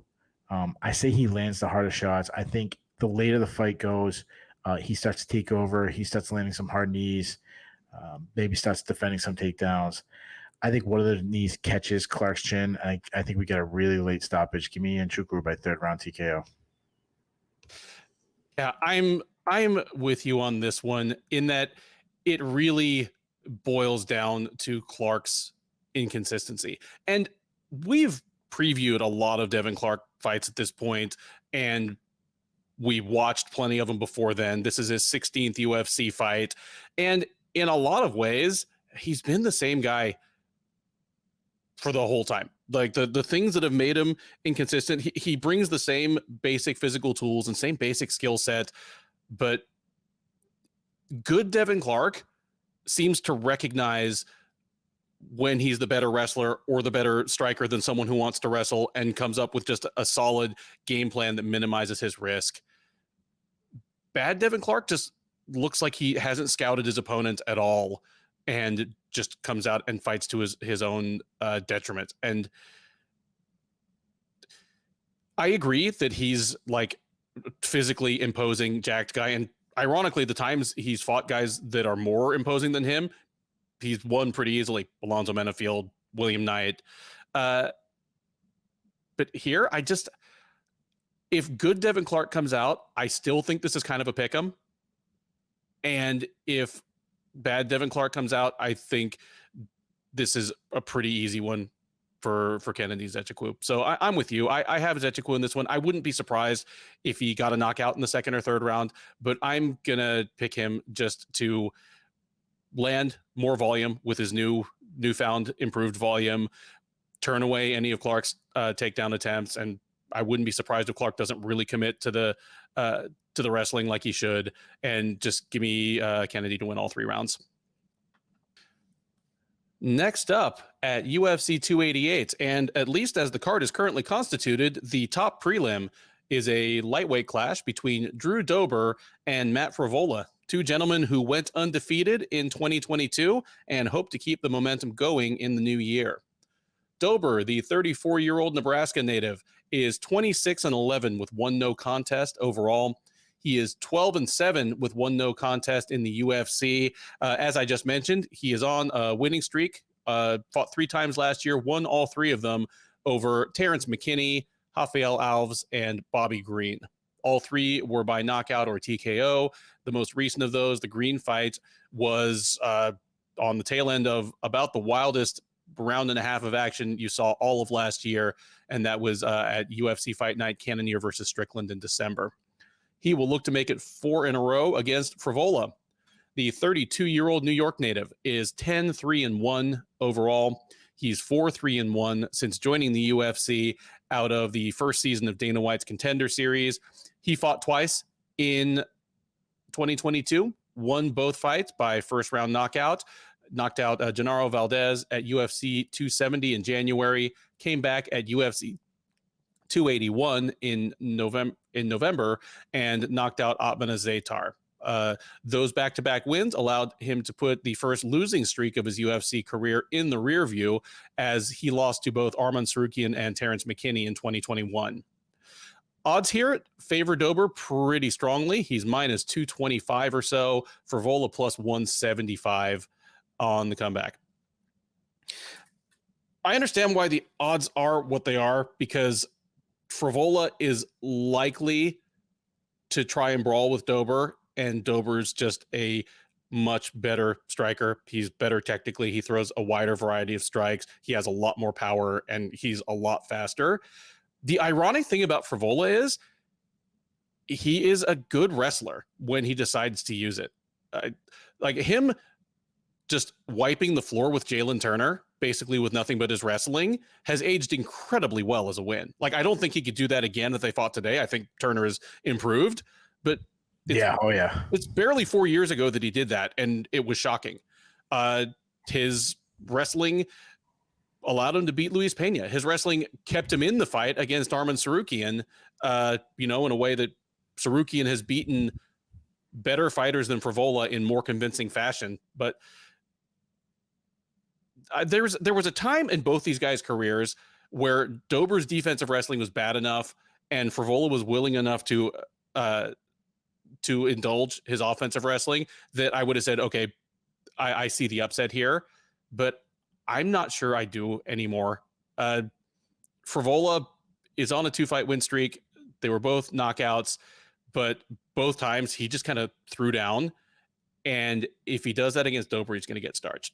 And it's a shame because he has the avenue to make this a competitive fight, by trying to wrestle immediately. My go-to line against about Dober has always been that he looks wrestly because he's this stocky blonde guy from Nebraska with cauliflower ear, but that is in fact not his game at all. But yeah, this one seems like a pretty straightforward bad style matchup to me. Give me Dober by knockout late in the first round. By the time Frivola really goes to wrestle, I think it'll be too late. He'll already be hurt, and yeah, Dober gets a highlight reel knockout here. Yeah, this is a fun fight. I know what you're saying, but besides what Frivola decides to do, like this could be a banger. Between the absolute skill of Dober and the wildness of Frivola. Dober, the southpaw that is this pressure counter striker, but it's a very controlled pressure. Great slip and rip artist. He draws attacks out with feints well. I love the body work is a big part of his game. He batted Rafael with body shots. He has huge power. And that's because he keeps his base right underneath him. He constantly sets up his straight right by just stepping to the outside of the center line and lining it up and slamming it right down the middle. He can chase the KO, which is concerning because he throws so hard instead of just flowing. But I mean, he gets it a lot. Mean body kicks. His offensive wrestling is pretty much non-existent. Like Dober doesn't look to wrestle. His defensive wrestling is really bad. Now we haven't seen it often recently. They've kind of given him the right matchups, but we've seen him get taken down in countless times against wrestlers.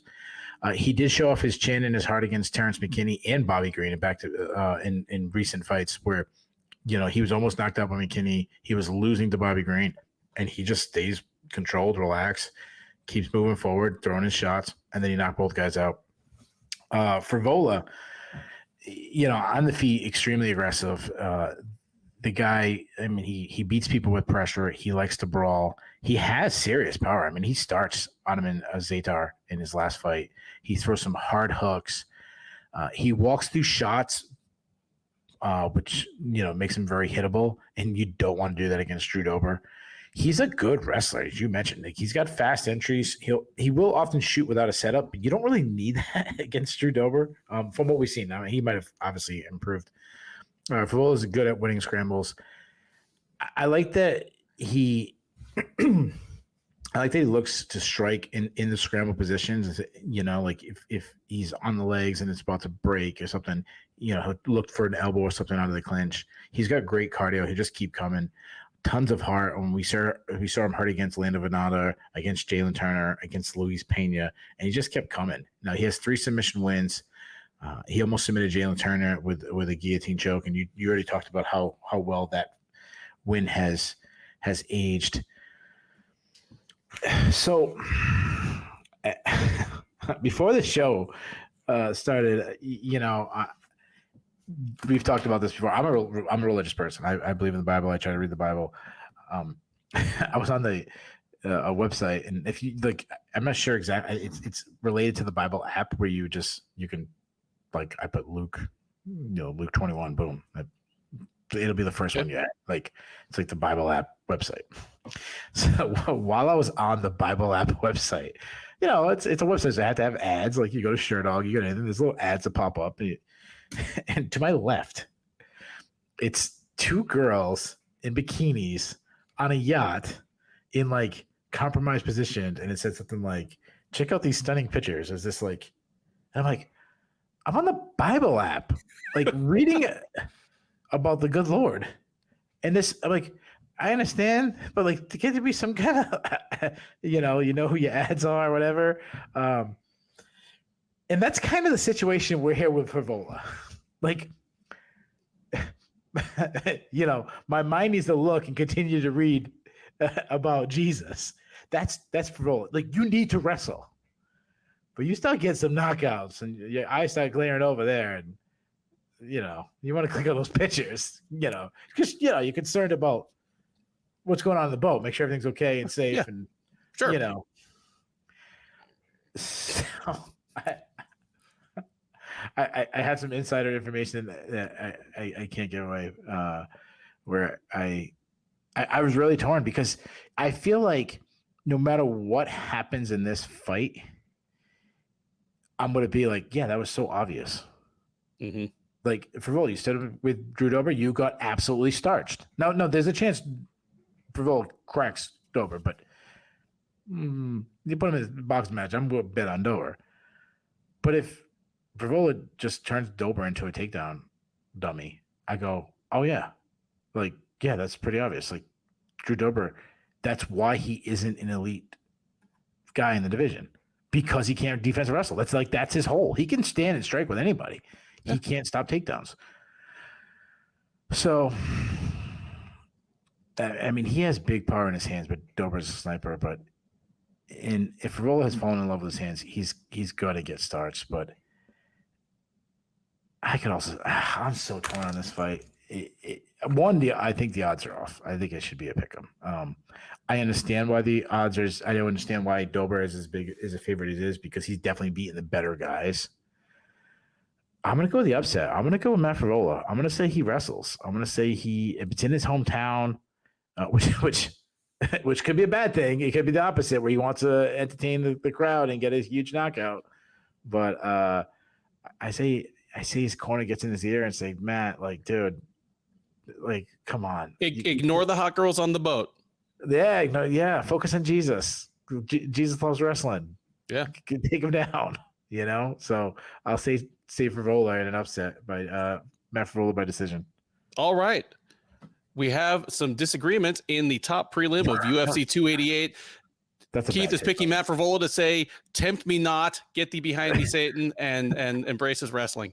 That's a bad pick by me. The 5-fight main card of UFC 288 opens with a men's featherweight matchup between Kron Gracie and Charles Jourdain.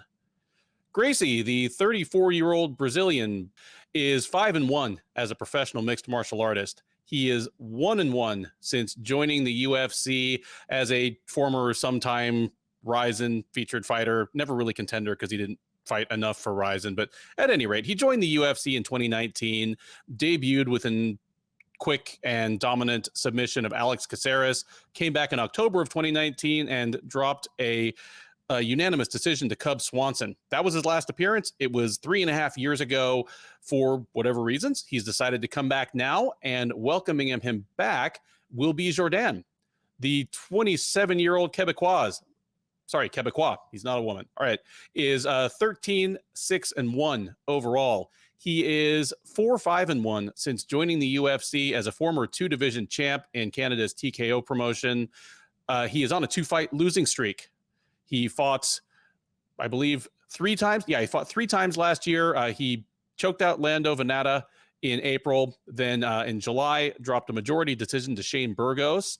And in September, dropped a unanimous decision to Nathaniel Wood. So he'll be looking to right the ship here. He is favored to do so. Jourdain is -180, Gracie +155 as the underdog. Keith, a lot of times when we preview one of these cards, we will talk about the obligatory unranked heavyweight slobber knocker. And what that really is, it's a placeholder. A UFC pay-per-view main card consists of a title fight or 2 title fights, a super high level co-main event that's either it's either a second title fight or it's an obvious title eliminator like we have here. It's at least one fight with like a super prospect, not just your average hot guy out of the contender series, but a Shavkat Rakhmonov, or we got Movsar Evloev and Bryce Mitchell on this one, where it's prospects that have shown obvious top 15 upside. Yeah. And then there's one spectacle fight. And sometimes it's unranked heavyweights slapping titties. Sometimes it's CM Punk versus Mickey Gall. This is that fight on this card. This is the spectacle fight. This is the fight where it's interesting, not because of the competitive level, but because of who's in it. Yeah, like that's it. Kron Gracie, he's at this point, the window was shutting for him to be an actual MMA contender 3.5 years ago ahead of the Swanson fight. But that's a fight where if he had won in dominant fashion, he was going to get fast tracked to top 10 opponents. And he lost. Lost in weird fashion, disappeared for 3.5 years. So there's nothing left of interest to this fight except that it's Kron Gracie.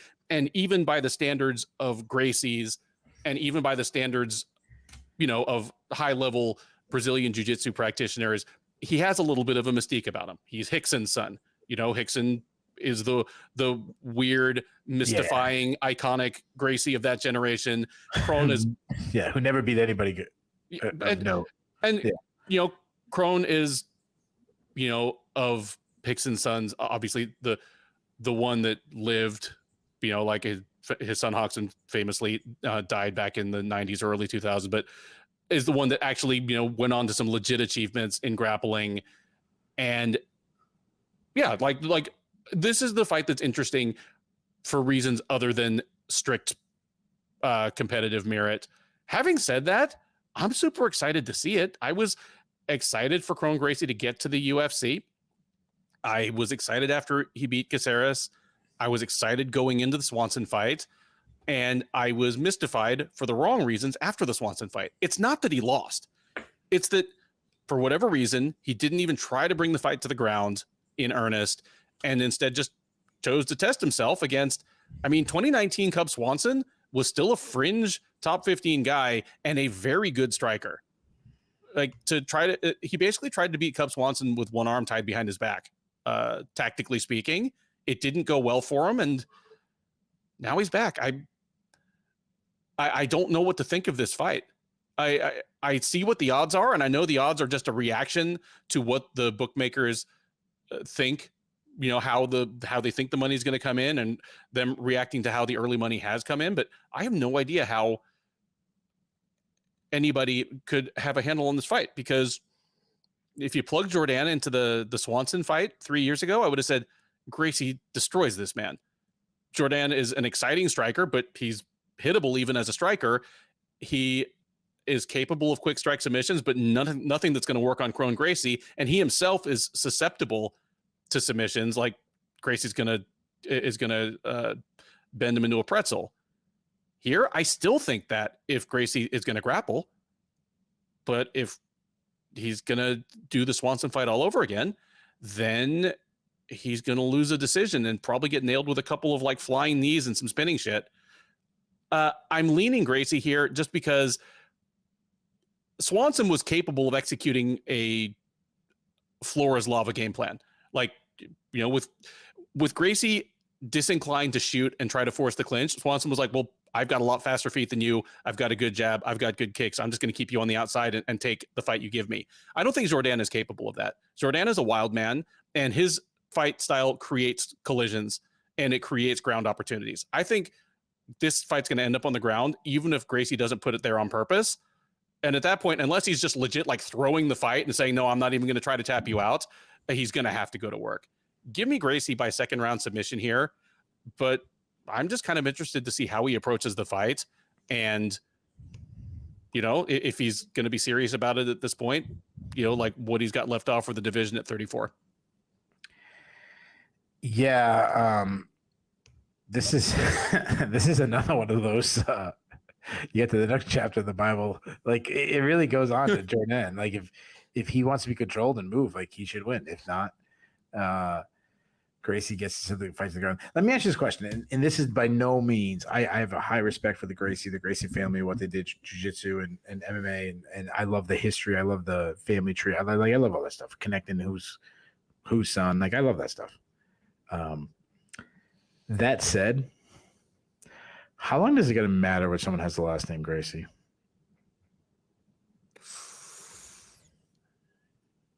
And I'm not trying to diss them. I'm literally curious, because they are obviously, what I mean by this, they created jiu-jitsu, they mastered it, it's passed on generation. They've influenced, everybody who's ever done jiu-jitsu has been influenced by the Gracies. Absolutely. So I'm giving my respect. Please, I'm not going, who was it? Marc Laimon talking shit about the Gracies and Matt Serra's got to show up and defend them. I'm not trying to do that. I'm in the Matt Serra. That's an old school reference back in the day. I'm in the Matt Serra group. Like I love the Gracies. That said, like as it gets spread out, other people come along, other people master, and it's not like the Gracies show up now and they tap everybody. So that agreed. And like it's already becoming diluted, and it's specifically because of who Kron Gracie is that it matters as much in his case. Like if he was, because he is almost the last person of that generation, like the kids of like Hickson's generation that are still in any fighting. Like otherwise it's grandkids at this point. But no, he's the grandson of Helio. Yeah, he's the grandson of Helio Gracie, which Helio Gracie created it. Yeah, or what they say, Carlos created it and Helio mastered it. Right, and Helio had a ton of kids and grandkids, and Kron is basically the only one that's still. Who is Haja Gracie to the fan? I know he's not in that. I know he's not in that line. Who is he? Do we know? I know we know. I know you could just Google it. I just know if you knew off the top of your head. I don't know off the top of my head. All right. And I know the big debate was Hickson and Hobson Gracie, and too bad we never got to see Hobson. Yeah, well, he is a guy that was the son of one of the daughters, and so he took the Gracie name, kind of like Neiman Gracie. So. Yeah, what? Like Neiman Gracie is Marcio Stembovsky. And then Daniel Gracie. Yeah, like taking the name too. Like he's not actually a Gracie. I mean, I know he is, or did he marry a Gracie and something like that? I think Daniel Gracie married a Gracie. I could be 100% wrong about that, but I think that's the situation. Now, I'm sure someone in the comments will, mind you, all you smart guys in the comments. Like if you went to Google, you're not smarter than us. Like we're not Googling this on the spot. But and if you didn't go to Google and you didn't have time, good for you. Nice job. Nice job. As far as the fight goes, I mean, Kron Gracie, like. He's 34, so I don't think at that age he's suddenly going to be better. He's been out for 3.5 years. We've never broke him down. Like that tells you how long he's been out. Like him and Henry Cejudo, neither one of them we've ever broke down. Like they or at least not together. Like so I don't know how long we've been doing this for like 2 years. I assumed he was done with him. I thought he was retired. No, completely with you on that. I assumed he was done. and I wouldn't have like faulted him because he's Kron Gracie. He can open up, like jiu-jitsu clubs anywhere he wants. Jiu-jitsu and gyms anywhere he wants. He can travel anywhere he wants and have it paid for by a couple of by a morning seminar. Exactly. Exactly. He comes to Rhode Island and he's got to go to any of the top jiu-jitsu, Coventry, BJJ down the street. They got to pay, and all the top jiu-jitsu guys got to go to that seminar and they're going to pay a shitload of money to go in. Mm-hmm. I mean. On the feet, he's a southpaw who presses forward. He was just walking through punches against Cub Swanson between a high guard defense, trying to pillar. It was not working good for him. He was standing up tall, no head movement. In fairness to him, I will say this. He showed how freaking tough he is. Like, the people who want to hate on him, he gave you a reason, but you can't knock his toughness and his durability. I mean, he ate shots from Cub Swanson and just kept coming. Sorry about that. His struggle was with the movement of Cub Swanson. Cub Swanson was a better athlete than him. Obviously in the jiu-jitsu world, guys aren't moving like that. You're touching hands, you're kind of hand fight, and you're doing that thing. He also has a problem is that he is a pure jiu-jitsu, gi jiu-jitsu guy. He is not the guy who wrestled, who then went on and learned jiu-jitsu. That like he's a weak wrestler. I mean, weak entries. And in fairness, I don't think he got close enough to Cub Swanson to commit on a entry to the very end of the match. And he's not a guy to like blast you. He was tried to pull guard a couple times. Now, if he gets the fight to the ground, and this is, I think, was a point you were mentioning when I said, how long does it matter if you have the last name Gracie? You take away the last name Gracie on him, he's not one of these guys. He got to where he is because of his last name. I mean, he's elite of the elite. I mean, you talk about his credentials. I mean, he's how many world championships did he win? I mean, between gi and no gi, several. He has an Abu Dhabi gold medal, and it was in the 77 kilogram category. So like he was not big for the category, and it was an incredible run. Like I'm trying to remember, like, but whatever. I mean, you got it. Yeah. He's up there. He's as good as they get. That was my whole point. Yeah. And before someone comes at me and says, "Oh, he did gi," or he did no gi. You said he's a gi. I meant more of those guys tend to not be powerful wrestlers. The guys who do no gi usually are more. Did you see a lot more blasts of takedowns and stuff? Now he's obviously extremely good with scrambles, extremely good with top game, very flexible, can get submissions from all the positions. On top, you put him on bottom. I mean, he probably walks on it, he crawls around his back as good as he walks. He can transition, catch a submission in a scramble. He can catch a submission while standing up if he can close a distance, jump on a guillotine or take it back or something like that.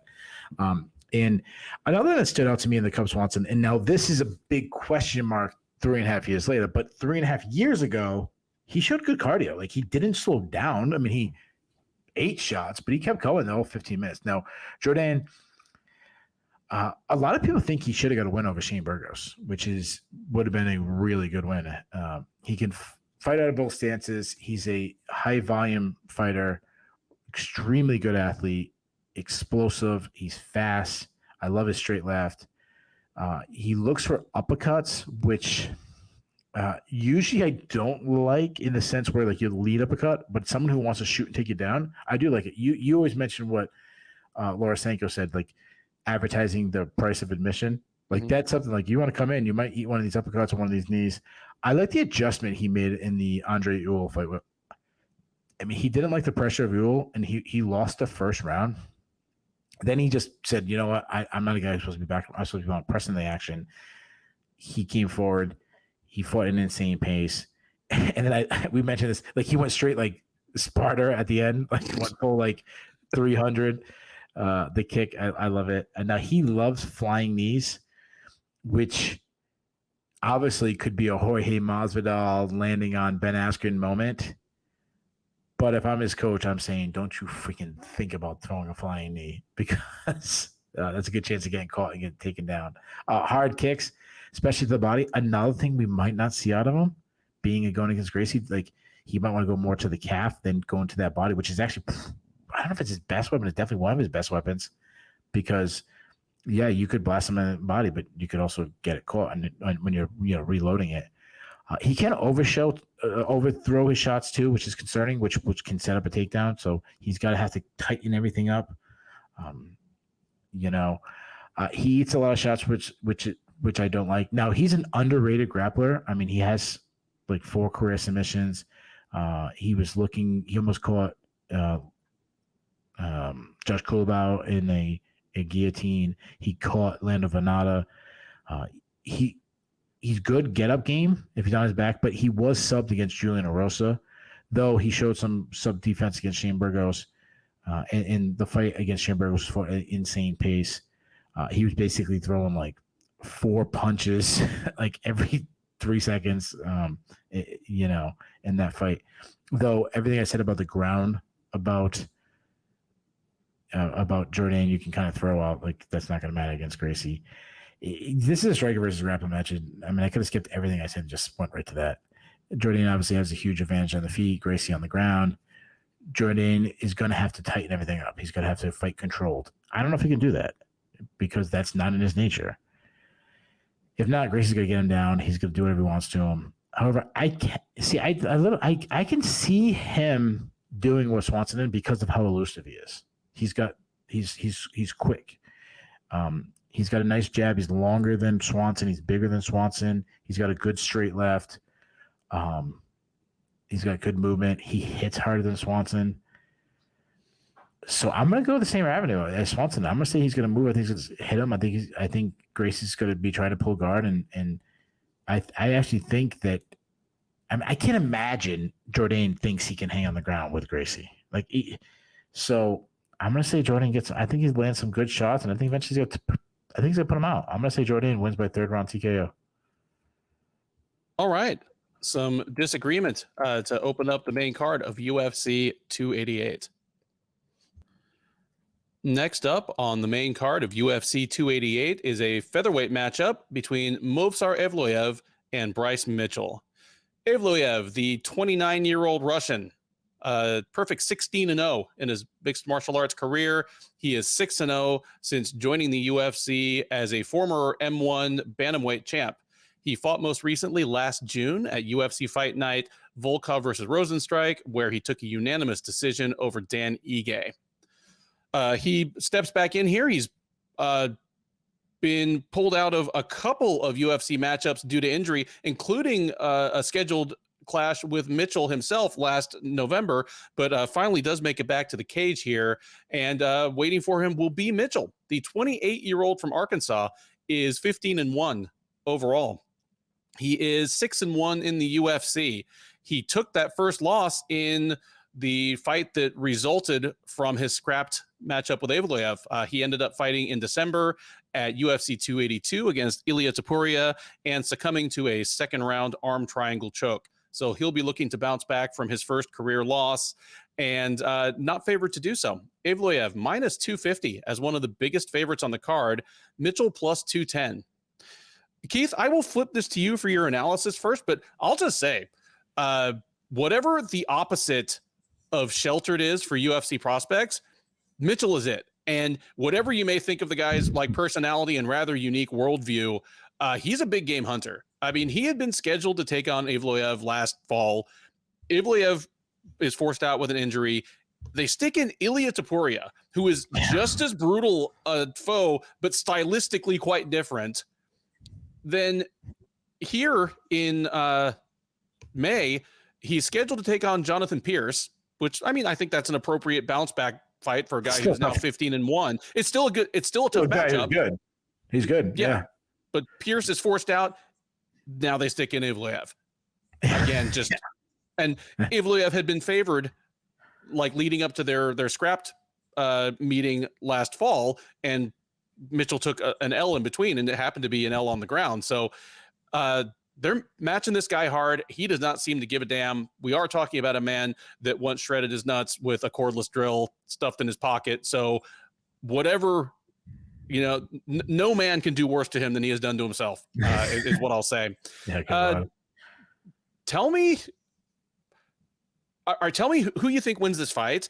And considering that both these guys are still under 30, tell me who you think, or who would be more likely in your mind to be in the title picture a year or 2 years from now.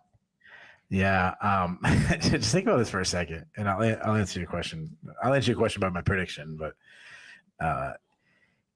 imagine other sports did what happens in MMA. Like, hey, I know you were scheduled to take on the Chicago Bears, but hey, you're gonna go against the Kansas City Chiefs instead.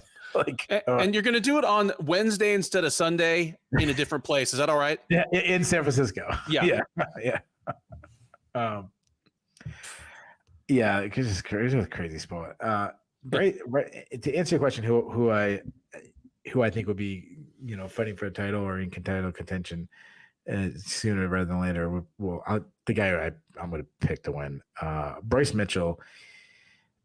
He's a southpaw that he has a very underrated striking, and that's because of how good he is on the ground. I mean, he does really well to press the action and force his opponent on his back foot. Like, all his striking is to do that. He marches down his foe with this like fearless attitude. He has very underrated power, and that's because he lands shots he shouldn't, because his opponent is concerned with his takedowns. Like, we've talked about that with a lot of guys who are great grapplers. Kicks are a huge part of his game. Lots of kicks to the body. He likes to follow his kicks into the pocket, where he has good entries that he really just sets up by forcing his opponent backwards. He loves that like Glover Teixeira style snatch single, where he doesn't really shoot, he just kind of reaches. He's extremely good on the ground, good in scrambles, constantly keeping his hips moving and following his opponent's hips. Strong top game, some slick back takes. I mean, the twist is always a possibility for him. I mean, he has a twist to win the UFC. He twisted Charles Roaster a bunch of times in that fight. Good flexibility. He's out, like you talk about a guy like Charles Roaster, who I think, oh my God, I think his grappling is so overrated. But like, he made a guy look like he'd never grappled a day in his life. Now, he can be taken down, and he looks to switch when taken down to create a scramble, which I've talked about in the past, right? Why I don't like switches in MMA.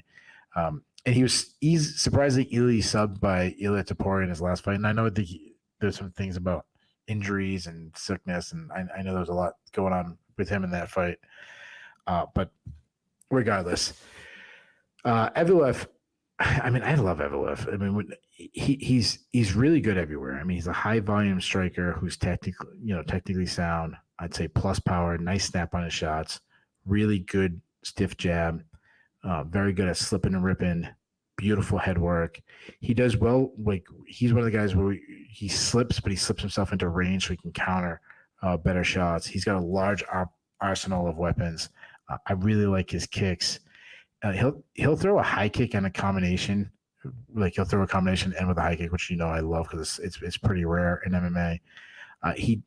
He does do stupid spinning attacks, which I hope he doesn't against a guy like Mitchell. Like, don't give him the opportunity to take your back. Guys have done in the past. He's also a very good wrestler, great entries. I love his reactionary double if he's pressured. If you try to, if he's jabbing you up and you're just trying to overextend to try to land one of your power shots, he just lowers his level and he's right in on your hips. He's very good at shooting when his opponents are striking, and then when your opponents want to grapple, that's when he's sidestepping and landing good shots. Incredible in scrambles. Though due to his size, he's a smaller guy for the division. He needs to be better, like smothering top control. He doesn't have that. But he also isn't really much of a submission threat. His defensive wrestling is pretty surprising though. Like, he's been surprisingly not as good as I thought it should be. I mean, he's been taken down by Barzola, by Grundy, by Lentz. I mean, they're all three of those guys really wrestle heavy guys, but based on both of these guys, the takedown defense should be better than, their offensive wrestling is much better than their takedown defense. Now, what would you say the line was? Because I think the line is minus 250. Yeah, I think the line is off. I think this should be a pick'em fight. Mitchell is much bigger. He's probably the better submission artist. If someone gets a sub, it's more likely him. Evloev is faster though. He's definitely the more accurate striker. He moves well. He's more well-rounded. I'd say the wrestling is probably pretty even. Though Evloev's sub defense might have me leaning towards Mitchell in the wrestling. I think we have a war on our hands. I think we see both guys with a little bit of everything, both guys having moments. I am leaning Evloev based on his boxing. I do think the biggest advantage is probably his boxing, but if Mitchell can use those kicks and close the distance, we might not have an opportunity to see the boxing. So I'm not nearly as confident as those betting lines are. I like Evloev. It's a guy I really like. If you ask me and you kind of did, which one of these guys is more likely to hold the title one day, I definitely go Evloev. But I don't know if Mitchell is not just a bad stylistic matchup. So I'll go Evloev. I'll take Evloev by split decision. Yeah, I'm with you all over here. This is a much harder fight for me to call than the odds would seem to indicate. Every successive Evloev fight, I always think in the back of my mind, this is the one where being undersized is really going to tell on him, and we'll see his ceiling at 145. We'll just realize, okay, he's just not big enough to make his game go against the best of the best of the best up there. Even though obviously he's bigger than Alex Volkanovski, but you know what I mean? Like the way his boxing and defensive wrestling work, like this is the fight where it won't work anymore. And every successive Mitchell fight, I think, okay, this is the one where he's just not going to be able to get the fight to the ground if he wants to. Because like you, I bought in on his striking pretty early. I realized it was an underappreciated part of his game, but because he doesn't have much of like a traditional American cauliflower ear, offensive wrestling approach, I think I've always kind of underestimated his wrestling. The Andre Fili fight was an eye-opener for me because Fili's a good wrestler and Mitchell grounded him over and over again. And Fili was just constantly in motion, trying to get back up. Like, he clearly did not want to be on the ground with Mitchell. And even when he was able to get up briefly, Mitchell stayed stuck to him, took his back, dragged him back down. He just gave Feely this miserable quicksand fight. That was an eye opener. And just I keep thinking, okay, his offensive wrestling is going to mark kind of his limitation as a contender. I think something's got to kind of break here. I actually do love Evloev's defensive wrestling because I go back to the Grundy fight where, yes, Grundy took him down over and over again, but I have no idea what the exact numbers were, but the proportion, like the ratio of the number of takedowns he got to the amount of top time or control time they awarded him, it must have been 2 seconds per takedown. Yeah, that's a good point. And I think that was one of the first cards that we did a recap for. And I said, it just looked like somebody trying to give a cat a bath. Like he'd get him down on the ground and then, boing, he was gone. And Grundy was bigger. And, British wrestling is like the Kentucky Judo Federation, but a credentialed wrestler coming in and a bigger guy who wanted it on the ground very badly and just never got any success that way. I could see Evloev doing that to Mitchell. If Evloev wins, I think it's probably by fighting off the takedowns, getting back up, being that cat in the bath, and never letting Mitchell really get to work on the ground, and then outboxing Mitchell with volume on the feet. Because while Evloev is a much better boxer, Mitchell probably does have better single strike power. I think he's hurt a lot of his foes, seemingly almost without meaning to in the striking. I'm leaning towards the big upset here, man. After seeing how good Mitchell has been at, if not establishing traditional just top control, like sitting in your guard and being heavy, just sticking to people who want to get away from him and finding ways to drag him back down. It's a fascinating matchup, but give me Mitchell to get Evloev to the ground enough and keep him there enough and keep him on the defensive, reacting to submission attempts, having to kind of turn and move away from ground and pound to win at least 2 rounds out of 3. And considering that Evloev has an incredible motor and Mitchell at least has great cardio when he's winning, I expect this to be a wild, just like high-paced 3 rounds, maybe a fight of the night type fight. But give me Mitchell in the substantial upset here to win by decision. Third from the top on the main card of UFC 288 is a strawweight matchup between former champ Jessica Andrade and Yan Xiaonan. Andrade, the 31-year-old Brazilian, is 24-10 overall. She is 15-8 in the UFC. Those 23 fights have been spread across 3 divisions. Worth noting here that she is 7-3 at strawweight, and that is, of course, the division where she won her title. She is coming off back-to-back fights at flyweight, a unanimous decision win over Lauren Murphy last January at UFC 283, and then a second-round submission loss to Erin Blanchfield in the makeshift main event of UFC Fight Night 219 in February. So this will be her 3rd fight this year, and she's dropping back down to the division where she experienced her greatest success.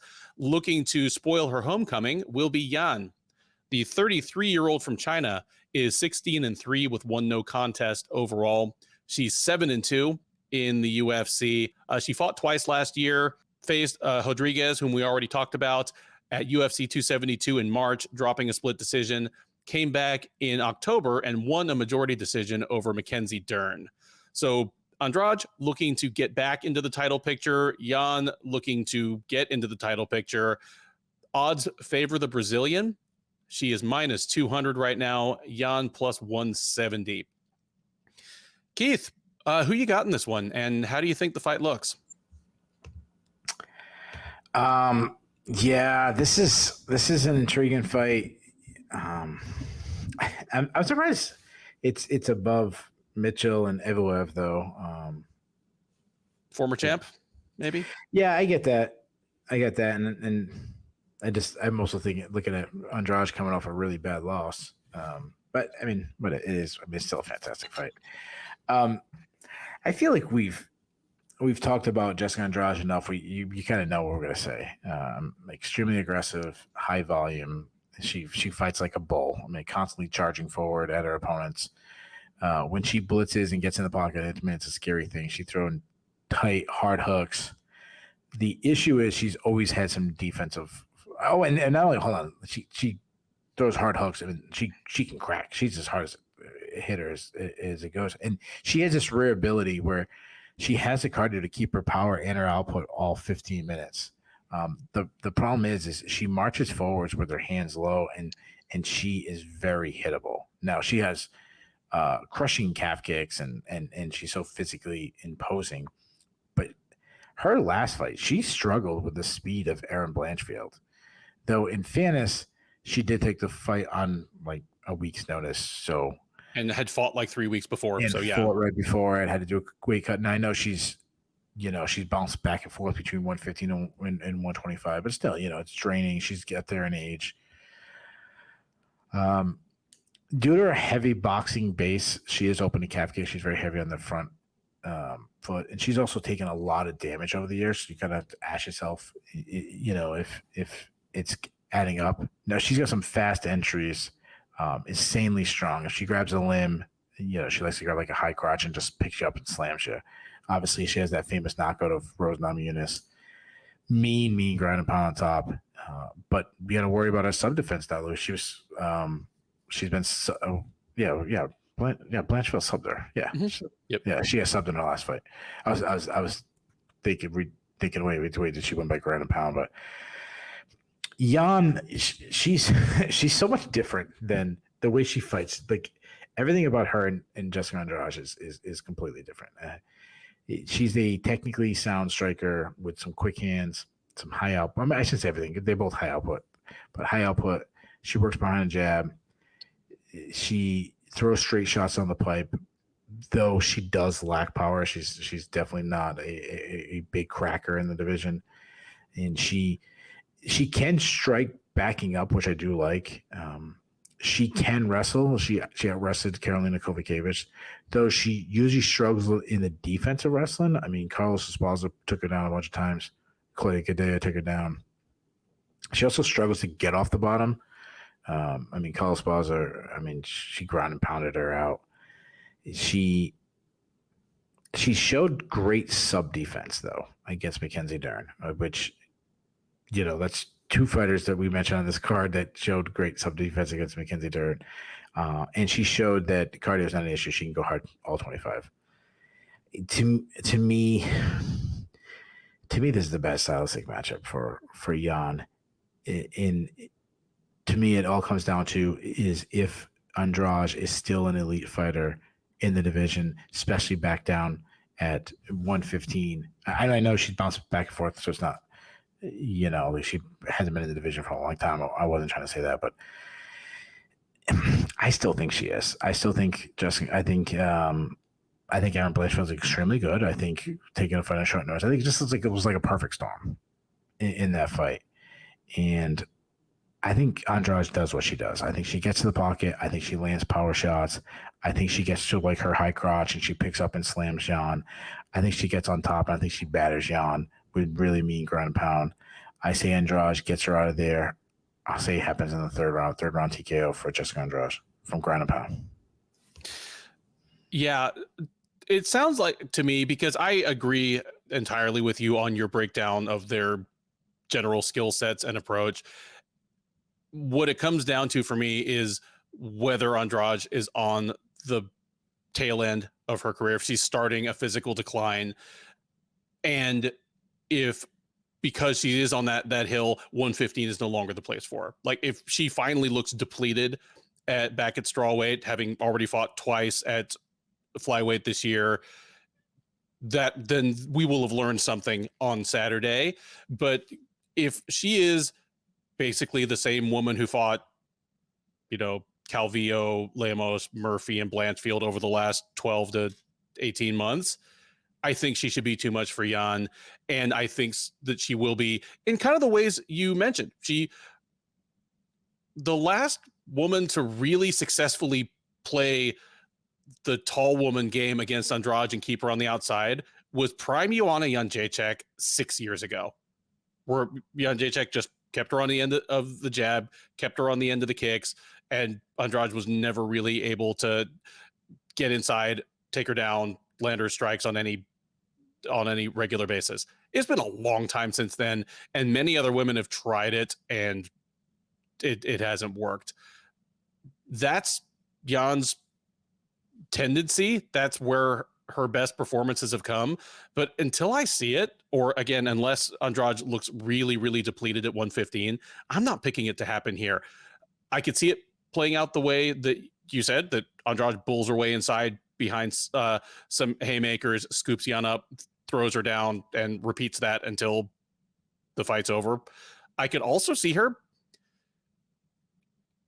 We've seen Andrade now. You think of the Caitlin Chukagian fight where she just blasted her with a body punch. And that was Chukagian, one of the tallest, rangiest flyweights in the division, who against everyone else plays the outside game mystifyingly well. Like, obviously she does the ki at air thing, but also when people try to force the issue, she has pretty good footwork, pretty good head movement, and most people just they aren't able to find her. And a really underrated wrestler herself. Yes. And Andrade just rendered all of that irrelevant by getting inside, hitting her with one punch to the body that that turned the whole thing. I can see her doing that to Jan as well. That's what Jessica Andrade can do. Just crack. Yeah. She hits super, super hard. Yeah. She's on that level. I think I've already mentioned Melvin Manouf once this show, of somebody that across a wider range of weight classes than it should be possible to do is the hardest hitter in that division whenever she steps in at that weight. Like, if she comes back to 135, I think she's the hardest one-shot puncher at 135 too. Like, it's like, ridiculous. Yeah, what a freak. Yeah, what a freak. We love her. And here I'm with you. You had second round TKO on the ground. I could see that as well. I'll go the other side of the coin here. I'll say she bounces in, starts hitting the body early and often, and finds something down there that Jan doesn't like, gets her out in the first round, just like she did to Chukagian. That brings us to the co-main event of UFC 288, a welterweight matchup between Belal Muhammad and Gilbert Burns. Muhammad, the 34-year-old American of Palestinian descent, 22-3 with one no contest overall. He is 13-3 with one no contest since joining the UFC a long time ago as a standout in Titan FC. He is on a 9-fight unbeaten streak since his loss to Jeff Neal just a little over 4 years ago. 9-fight unbeaten streak. Most recently, he knocked out Sean Brady late in the second round at UFC 280 last October.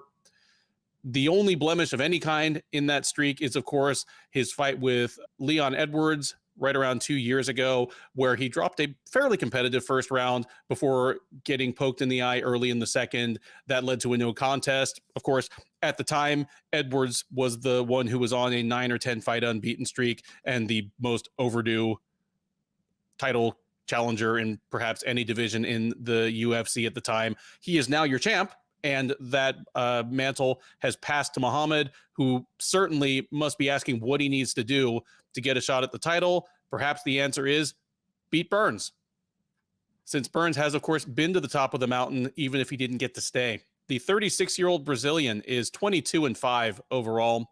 He's 15-5 in the UFC.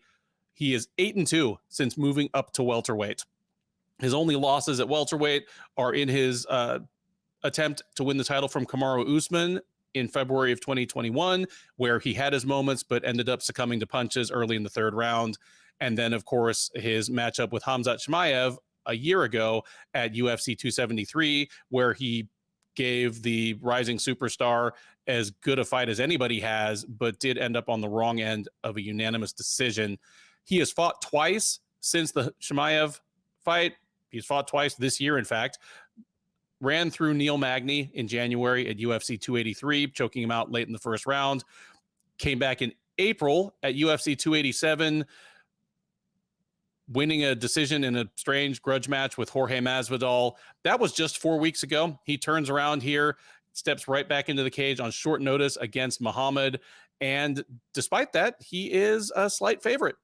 Burns is minus 130, Muhammad plus 110 as the underdog. Keith, who have you got in this one? Is it good news at last for Belal Muhammad, or is he going to be like Charlie Brown trying to kick the football one more time here? Yeah. This is a fantastic fight. Like, what? I almost wish it wasn't on this card because it really deserves to get, a main event status. Though obviously the fight wouldn't be as big if it was on a fight night. So, I mean, they'll get the press conference. Yeah, I guess, that's it. I guess this isn't 5 rounds, right? It's only 3 rounds, right? This one? Yeah, this is only a 3-round fight, right? Yeah, it's just a 3-round fight, yeah. Yeah, no, and the reason I was asked that, like, sometimes they like to change fights and make it 5 rounds. Like, this one should be a 5-round fight. Like, that's why it should be, like, this fight. If you have multiple guys ranked in the top 5, it should automatically be. Or you know what? If you have 2 guys fight who are in the top 10, that should be a rule. Should automatically be 5-round fight because, it's such a great fight. If it were, would that leave you? And obviously, I haven't heard your pick yet. But would that leave you more concerned about Burns' chance of winning, considering that he fought recently? He's fought 3 times this year. Yeah, maybe, but like Gilbert Burns. I mean, this dude is. I mean, he's the ultimate gamer. Like, he really is one of those true anybody, anytime, any place kind of fighter. Like, I mean, it's not so much. When Donald Cerrone was that guy or Kevin Holland. Where they're willing to fight so many times. He's willing to fight so many times, but he wants the killers. Like Donald Cerrone, I mean, those guys obviously fought killers too, but I mean, they'd also have the mid-card guy. They'd have, not Gilbert Burns. Gilbert Burns, like, Chimaev, sure, I'll take him. Masvidal is the biggest name. Yeah, I'll take him. Now, Belal Muhammad is the guy that nobody wants to fight. Sure, I'll take him on 2 weeks' notice, or 2.5 weeks, whatever it was. I just love Gilbert Burns. He's a very intelligent fighter. He knows where he has his advantage, and he's well-rounded enough to get it there. He has really turned himself into a very good striker. He's got quick hands, keeps everything tight, short, hard hooks. So, yeah, obviously he has big power, but the one issue he has is his height, and he's always struggled with getting by the jab. Kamaru Usman jabbed him up. Chimaev had big success, so length is always an issue for Burns to get by. He's got a good chin to his credit. I mean, he's taken a lot of damage over the years, so he has to be. Now, if he gets inside, he can use his like shortness as leverage in the clinch, where he can land some nice dirty boxing. And once he gets the fight to the ground, he's an elite of the elite grappler. I mean, he's a 3-time world champion in BJJ. Good takedowns. I mean, we saw him slam Tyron Woodley. We saw him turn Stephen Thompson into a takedown dummy. It's been on my notes for a while, but he did throw Gunnar Nelson in a judo throw, which at the time was pretty impressive. He's got some fast entries. He likes body locks, takedowns too. Very smothering top control, great hip control. He is obviously a submission threat. We saw what he did with Neil Magny. Now, Belal Muhammad, he's kind of similar to Gilbert Burns in the sense that they kind of come from the same cloth, where he's this ultimate overachiever. Where, and I mean that as a compliment, he's a guy that I think he's much better than anybody expected he would be when he joined the UFC. I think most people say, "Oh, he's good, good guy to add to the UFC. Probably be like a mid tier guy, like your Alex Moranos or your Tamine, like a tough out for anybody." But I don't think anybody thought he was going to be this high, challenging for the title. And if Belal Muhammad wins the title, like, it's not, that wouldn't be surprised at all. He's put himself in a really good position. Now, he's a pretty elusive guy. I like that he cuts angles well on his attacks. He uses feints well to set up his attacks. His boxing, I mean, he's a good boxer now. Like, nice jab, good variety in strikes. When he slides in the pocket, he's in his best, definitely in like a pocket boxer. I like that he batters the body. Calf kicks have become a huge part of his game. Now, he needs to improve some of his defense. One, he needs to move his head more. That's probably the big glare in his striking. His wrestling is so good for someone who doesn't have high-level wrestling credentials. I mean, he's got great timing on dropping down the hips when his opponents are kind of attacking, throwing some combinations. He's relentless to get the fight to the ground. He's definitely more of a topside grappler than a pure jiu-jitsu guy, but he's got some good back takes. He's shown some really solid takedown defense. And the best thing about Belal Muhammad is his cardio. He's a builder. I mean, his pressure against Sean Brady just broke him. Sean Brady couldn't deal with the output of Belal Muhammad, especially when he's finding his range. This is an amazing matchup. I like both guys' games a lot. They're just two guys who squeeze every bit of athleticism, skill, knowledge they have into their game. I'm going to go with Burns, though. He's the harder hitter. He obviously is the bigger submission threat. I think he buckles Muhammad a few times. I think he lands a takedown or two. I do see Muhammad coming on late, especially in the third round. I think it's only being a 3-round fight. You asked me earlier, does it matter? Now rethinking it, I think a 3-round fight is much better for Burns than if it was a 5-round fight. I think we have a war. I think we got fight of the night. I'm going to say Burns wins by decision. Yeah, I would love to disagree with you here. Just it's hard not to feel for Muhammad based on kind of what he's done, what he's had to do to get where he is. And this is his moment. Like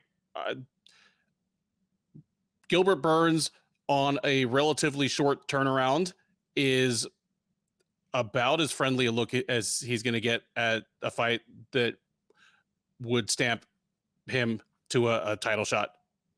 Obviously, the UFC has kind of slalomed them around, but like the opposite of like slaloming Conor McGregor or somebody, they've slalomed into all the trees on the way down. Just he's gotten tough matchup after tough matchup, and he has pressure that breaks people. Just that relentless wrestling attack where even if he doesn't get you down in the first round, he's just wearing you out and he's going to get you sooner or later. If this were 5 rounds, I think I'd lean Muhammad here, but that's an approach that just hasn't worked on Gilbert Burns. And who's to say that if he gets Burns down, he's going to like what he finds down there? We are talking about a 3-time Mundials champ, a Abu Dhabi medalist. So yeah, I think it'll be a close fight. I could see a split decision coming here because individual rounds are just so hard to score, and it's going to vary based on where the judge was sitting or what they value individually. But give me Burns by decision here as well. I'm expecting that he's going to have to hold on, and Muhammad's just going to kind of run out of time to make the Muhammad thing happen here. So yeah, Gilbert Burns, and he remains right in the title picture. With that, we come to the main event of UFC 288, a bantamweight title match between defending champ Aljamain Sterling and former 2-division champ Henry the Messenger, Triple C, King of Cringe, Cejudo. Sterling, the 33-year-old from New York State. I'm not supposed to say upstate because Cortland is not upstate. Anyway, the 33-year-old New York State native is 22-3 overall. Hold on. Who says Cortland's upstate? I've been told that it's the Southern Plain, that like upstate is like actually like up Albany, the stuff that's more directly north of New York City, like on the eastern side of it. And the stuff that's out in that little arm, like Binghamton and Cortland, that's out in that kind of arm that reaches out west is Southern Plain. This is all coming from my wife who used to live in New York State. I used to live in Ithaca. Okay. You and she can fight it out. That works for me. Is your one wife or your 2 wives? Because I'm not fighting both your wives. My other one lives in Kazakhstan. She doesn't know the first damn thing about like New York State geography. Like, yeah. At any rate, He is 22-3 overall. He is 14-3 in the UFC. He's on an 8-fight win streak that led to him winning and then defending the UFC bantamweight title. He fought most recently last October at UFC 280, where former champ TJ Dillashaw should not have been fighting at all, but showed up with a badly compromised shoulder and concealed injury, and Sterling pounded him out in the second round for his trouble. Prior to that, of course, had been his mini rivalry with Petr Yan, where he won the title via disqualification in a close fight where Yan had the momentum going into that moment of disqualification, then won the title from him in fairly straightforward fashion in the rematch last April. He will be welcoming back Cejudo. The 36-year-old California-born, Arizona-based fighter is 16-2 overall. He is 10-2 in the UFC. The majority of that run took place at flyweight, of course, where he wrested the title from divisional GOAT and possible GOAT period, Demetrius Johnson. But he is 2-0 at bantamweight, including winning the vacant title from Marlon Moraes and then defending it against former champ Dominic Cruz. The most recent of those, the Cruz fight, was a TKO late in the second round, controversial, if you ask Cruz, at UFC 249 back in May of 2020. It is now 3 years later. He is back, and the odds are a dead pick'em. Both gentlemen, -110. Keith, this is the big one, and for a fight this big, I feel as though there are as many unknowns as there could possibly be in this high level of fight. Yeah. Give me your breakdown of this one. How do you see it going? Yeah, unfortunately, I looked, and the big fight, it looks like your wife was right. It was in the southern tier, so that's right. That's the big fight you want me to talk about, right? Oh, yeah, that's it, man. Like, I wasn't sure who'd come out ahead in that one. I never win an argument with my wife, but it's good to know that it's not just a me thing. I think I was in upstate New York, but okay. I thought Carlo was pretty close, but apparently that's I don't. I didn't live in New York long enough, so. Man, this is a really, really interesting fight. I'm super pumped. I'm gonna say everything about Aljamain Sterling I said last time, just because we didn't learn anything about him last fight. I mean, it is what it is. I mean, when your opponent shoulder, whatever it was, his shoulder, right? His arm, it was shoulder. Yeah, shoulder. His shoulder popped out immediately. Not due to Aljamain Sterling. That said, I don't want to take anything away from Aljamain Sterling. It's not his fault. He was probably going to win that fight anyways. Aljamain Sterling has a very unorthodox style to his boxing. He's high volume. He kind of just touches. He's orthodox where he lands on weird angles, and he can go hard all 25 minutes. Now, he moves well. He's pretty elusive. He can fight out of both stances. He's harder to hit than you think because he's got good head movement. He's a good range striker, nice teep kicks, which has been a good addition. I mean, he crushed Pedro Munoz with the body shot.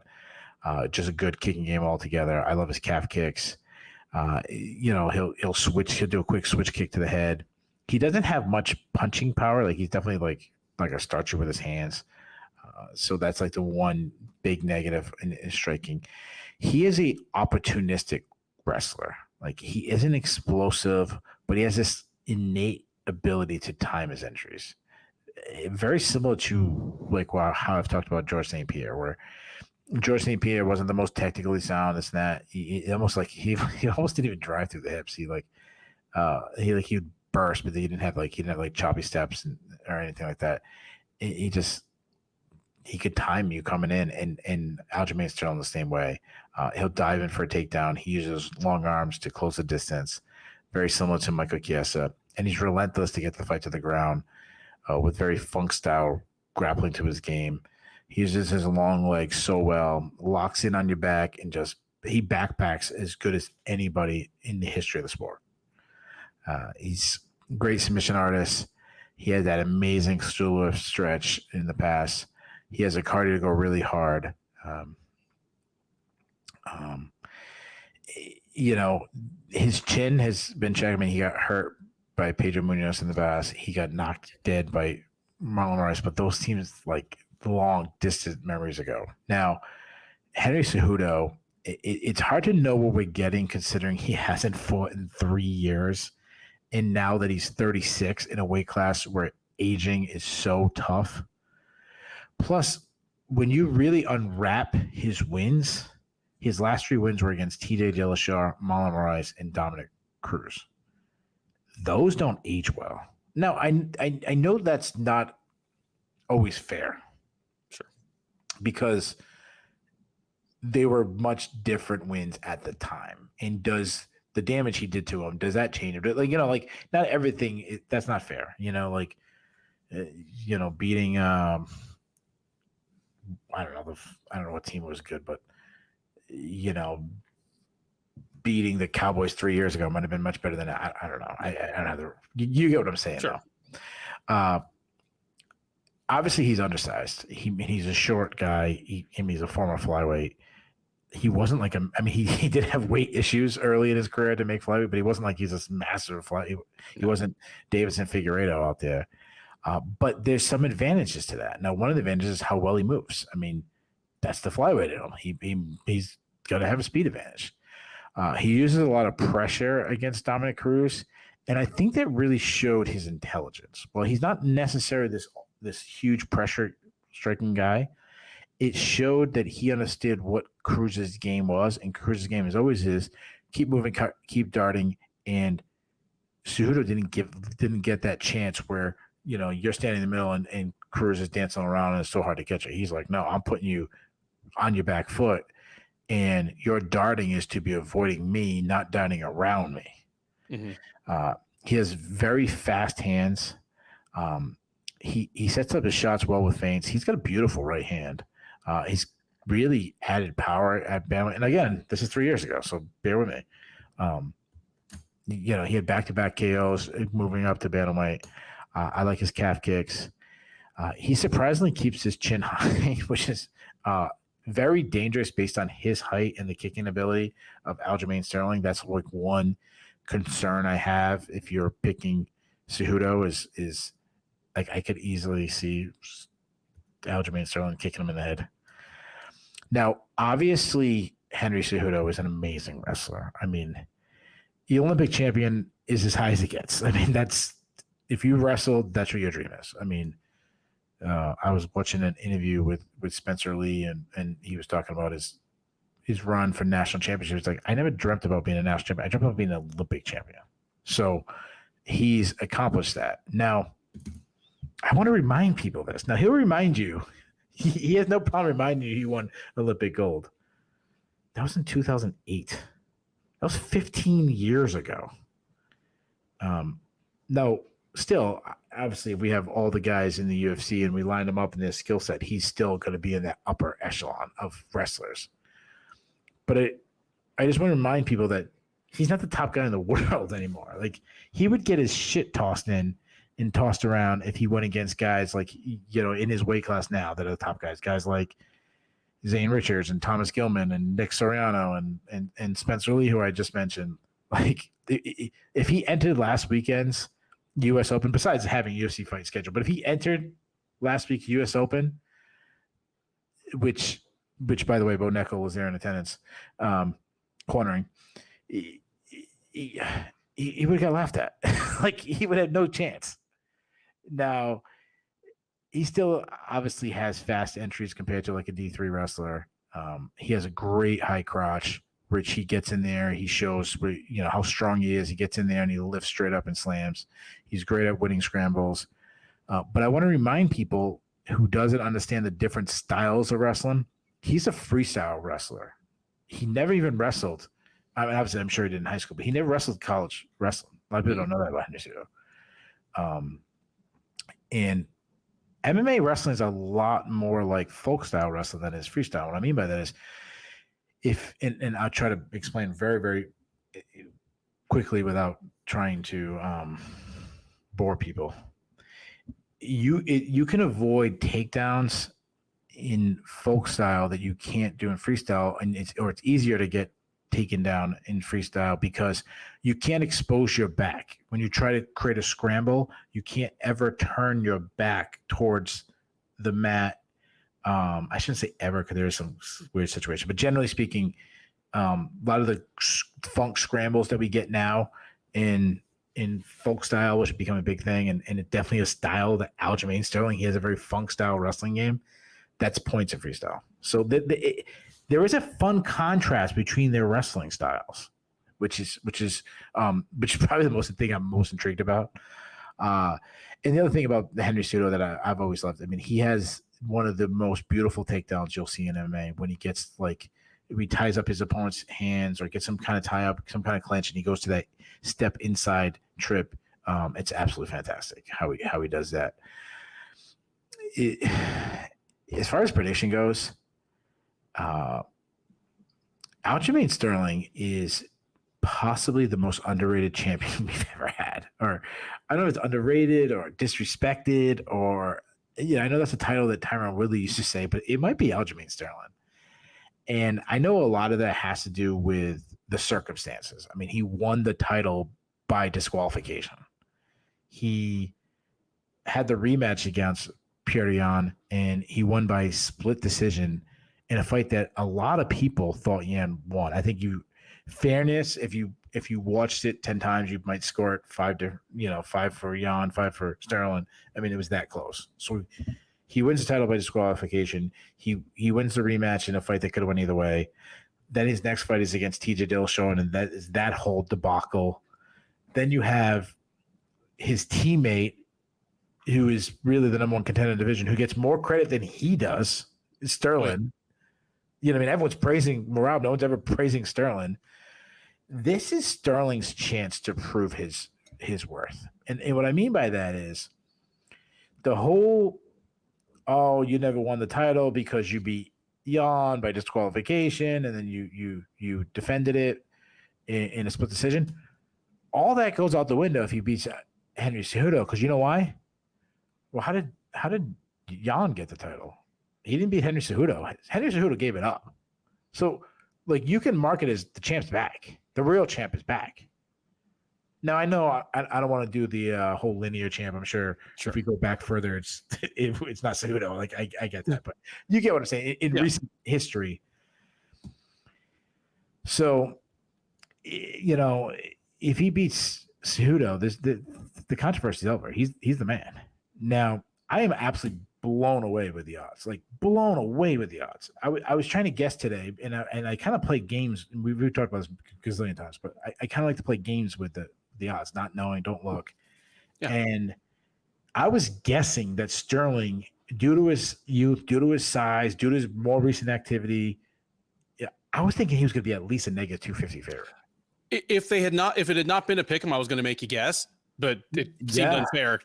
If Sterling had been minus 150, I would have said, he's 150, he's plus 120, match the guy with the line. But yeah, just pick him. I would pick Sterling all day. I thought Sterling was going to be a negative 250 favorite. I was wondering if he was going to reach negative 300. I thought he was going to be that big of a favorite. And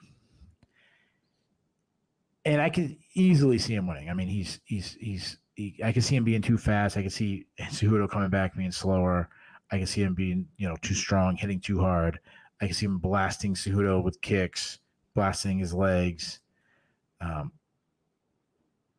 Skill-wise, and what I've seen and based on their recent runs, it's Sterling all day. And skills, but then the intangibles, and I'm not a guy who gets into intangibles a lot, not very rarely. In fact, I'll go against my gut feelings and that. But the intangibles is not Cejudo's game. And what I mean by that is you have to be a very special person to return after 3 years and take out a champion, take out the top guy. This isn't boxing where you have paper champions and, this was an easy return or anything like that. No. This is Aljamain Sterling. He's the top guy. To not let that pressure, the lights, etc., the big arena in the guy's hometown, which home state, I should say, should be favored for him. Though I really don't think it's going to be. I mean, I think it would probably be split. I don't think it's going to be a huge like, oh my god, Ultraman coming home kind of thing. You got to be a special guy to not let that pressure get to you. And Cejudo has been able to do that. At 22 years old, he won the Olympics, which is unheard of, without going to college. And I know some people could argue with me, well, you talk about folk style wrestling versus freestyle. Fair enough. I get it, but you get what I'm saying. But he's also showed other times, like he was able to win the title against the unbeatable Demetrius Johnson. Again, the flyweight title. You could argue he might have lost that fight, but to even be in that run, what was it, like 13 title defenses for Demetrius Johnson?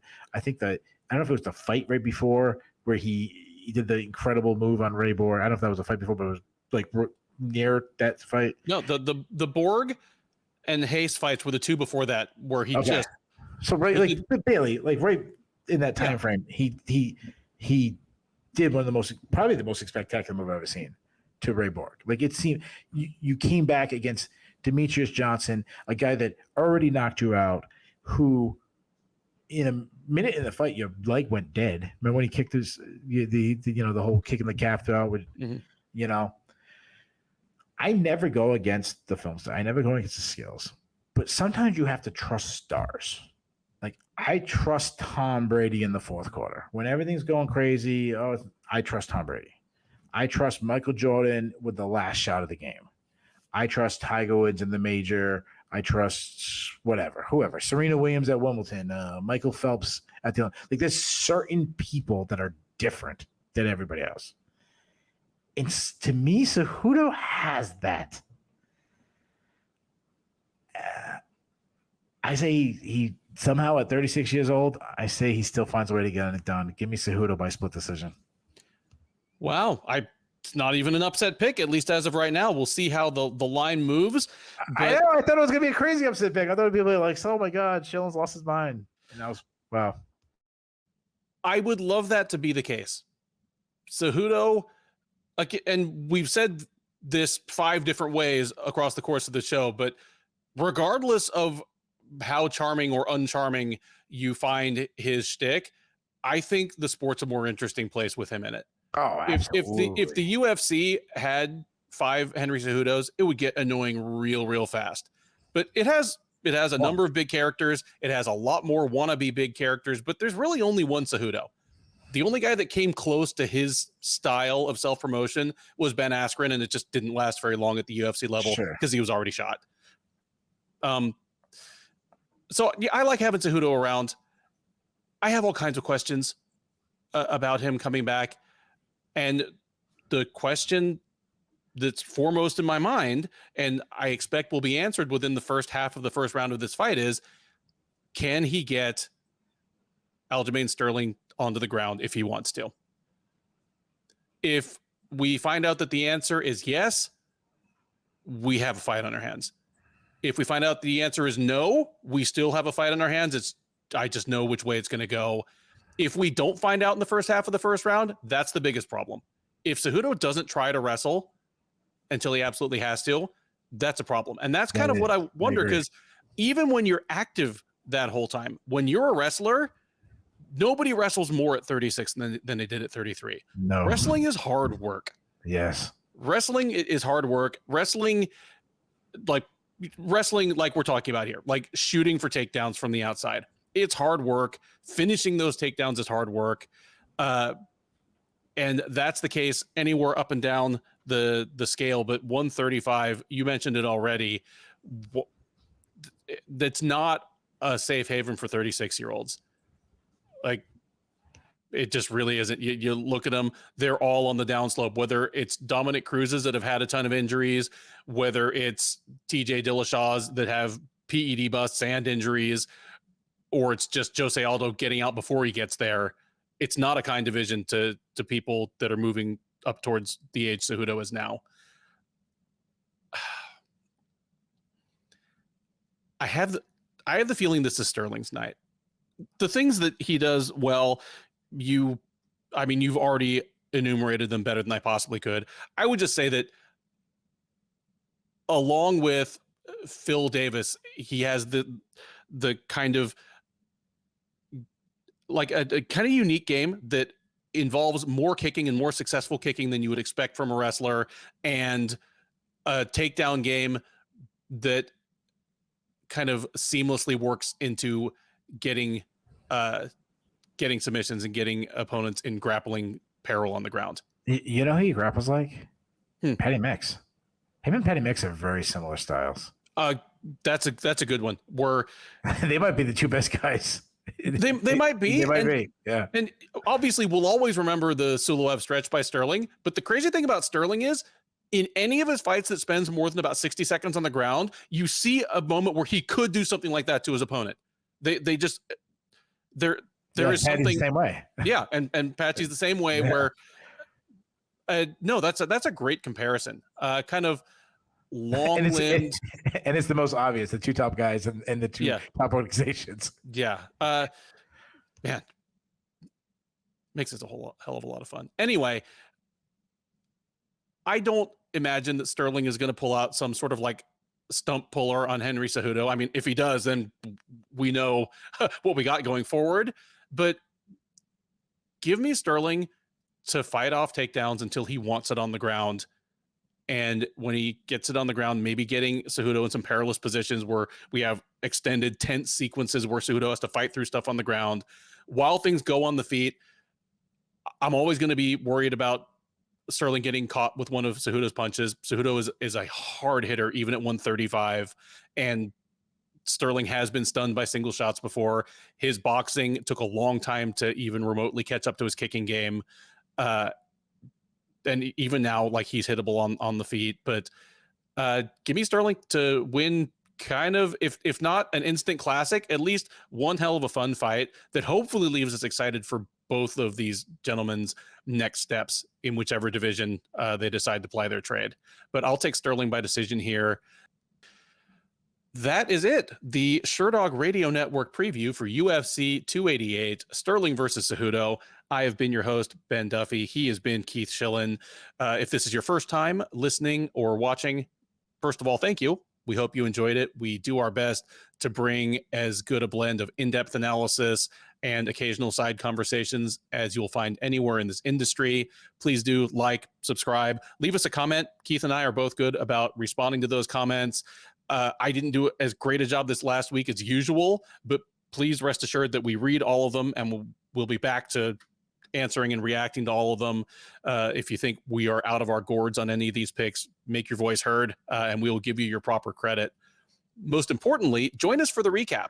The Sherdog Radio Network live recap is on the Sherdog YouTube page, usually about 10-15 minutes after the main event. We'll talk about all these fights in reverse order from the main event all the way down to that very interesting first prelim, talking about what was good, what was bad, what was exciting, controversial, surprising.